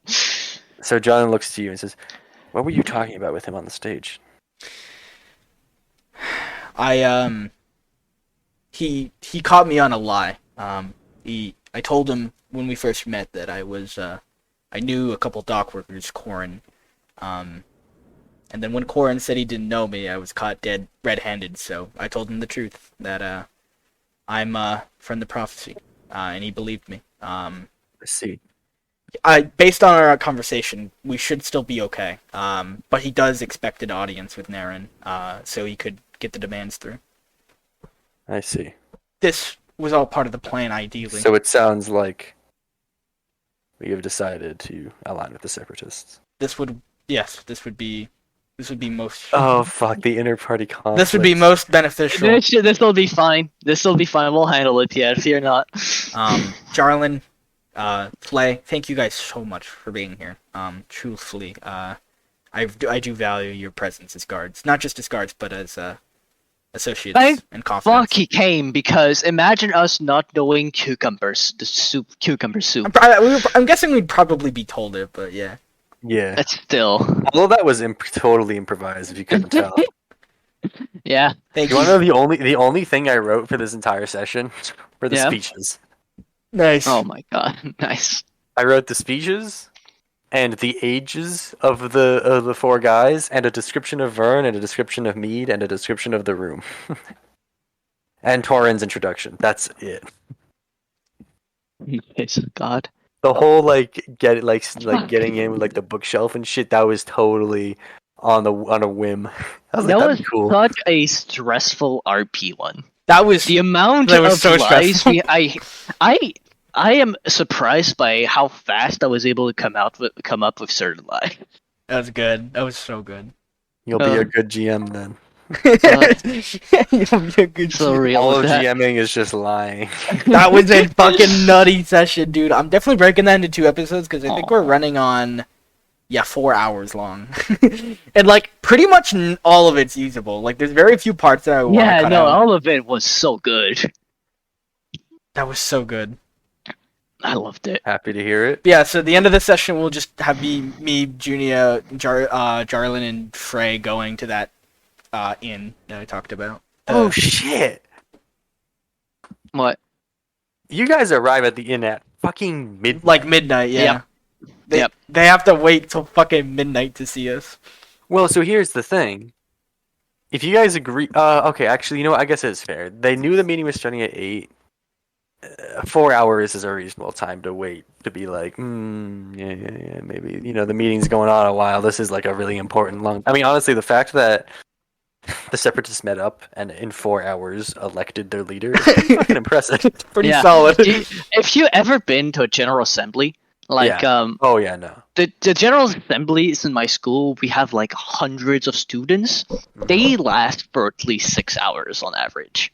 Yeah, so Oh, solid. yeah, we like, have every single like DSA thing I've been to, where especially where there's ones where there's actual like discussion and voting, just goes on for so long. They do. People love to yap. But yeah, no, the president in general assemblies usually can't speak their opinion Speaker. on that. The speaker, yeah, that's the word. Yeah, but And I then mean, this there's is the this is speaker not and nearly as secretary. formal. This is a bunch of Obviously ragtag not. revolutionaries in a speakeasy. oh, it was so cool, dude. Ah! I know the bookshelf shit was so good. At first, when you pull the bookshelf, I was going to describe it as a mechanism of it automatically opening. I was like, that's way too crazy. That's like, nah. And I was like, what if it's just like a bunch of dudes behind It reminds the bookshelf me waiting for a of bell? it reminds me of a combination of a speakeasy and Peter's like backdoor retreat in Suzerain. Like where he's like hosting a party at that mansion. It's like those two ideas combined under like a political idea. It's so funny. This was a good video. Good, yeah. This good will set, be a good good session. video and good session. Good video, good session. I'm excited to edit it because I'll get to do a lot of fun stuff with it. I'm so happy I finally got to roleplay a bit more once again. No, honestly, This- that also brings like Pierre and Junia just a little bit closer, just like more bonding stuff. It was kind of good. I liked it. Well, like for like the first time ever, Jack, it does feel like our whenever our party's separated, it feels like they work best together. Yeah. Like the shit we can accomplish when we're like in our tiny little groups. I just found a map I made when I was like to put in perspective how young I was when I made this Yep. map, I just found on my floor. It was before I had played any Fallout games. Oh my god. I think I had. Oh my! Like I think I was. I think this was before like 6th grade. I made this map, and guess what's on this map? What? The province of Kalige. I had apparently come up with that name fucking years ago, Oh and my it resurfaced from my god. subconscious. 6th grade And would I be apparently like reused that name. I didn't even 10 know. or 11. Oh my god. Years later, I would reuse. That's crazy. I had no idea. Yeah, that means that was 9 years ago. About. There's the When you were province playing of Zin. Wingcraft. These are some cool names, man. Yeah, I may have been playing Wing. I feel like it was before Wingcraft actually. Like I remember, like, getting on the floor to make this map one day when I was like bored as like a little kid when I came home from school. Like I swear I was in like 4th grade or some shit. Like I think it may have even been before Wingcraft, which is I don't know. That's crazy. There's no way. Wingcraft was in February 5th, 2014. I'm pretty sure I was like in 5th grade when I started Wingcraft. Which would be what year? 2014 to 2015. The same year as Wingcraft then. Could be around And the same 6th time. grade was 2015 or 2016. I remember because Trump got elected. Actually, then you played Wingcraft before. Then you played in February 2014. Yeah, Your but 5th first grade was one. 2014 to 2015. Yeah. Uh, So you started, yeah. So you started September 2014. I still have really good memory of the day Trump got elected. I I remember going to school and be like, guys, we're fucked.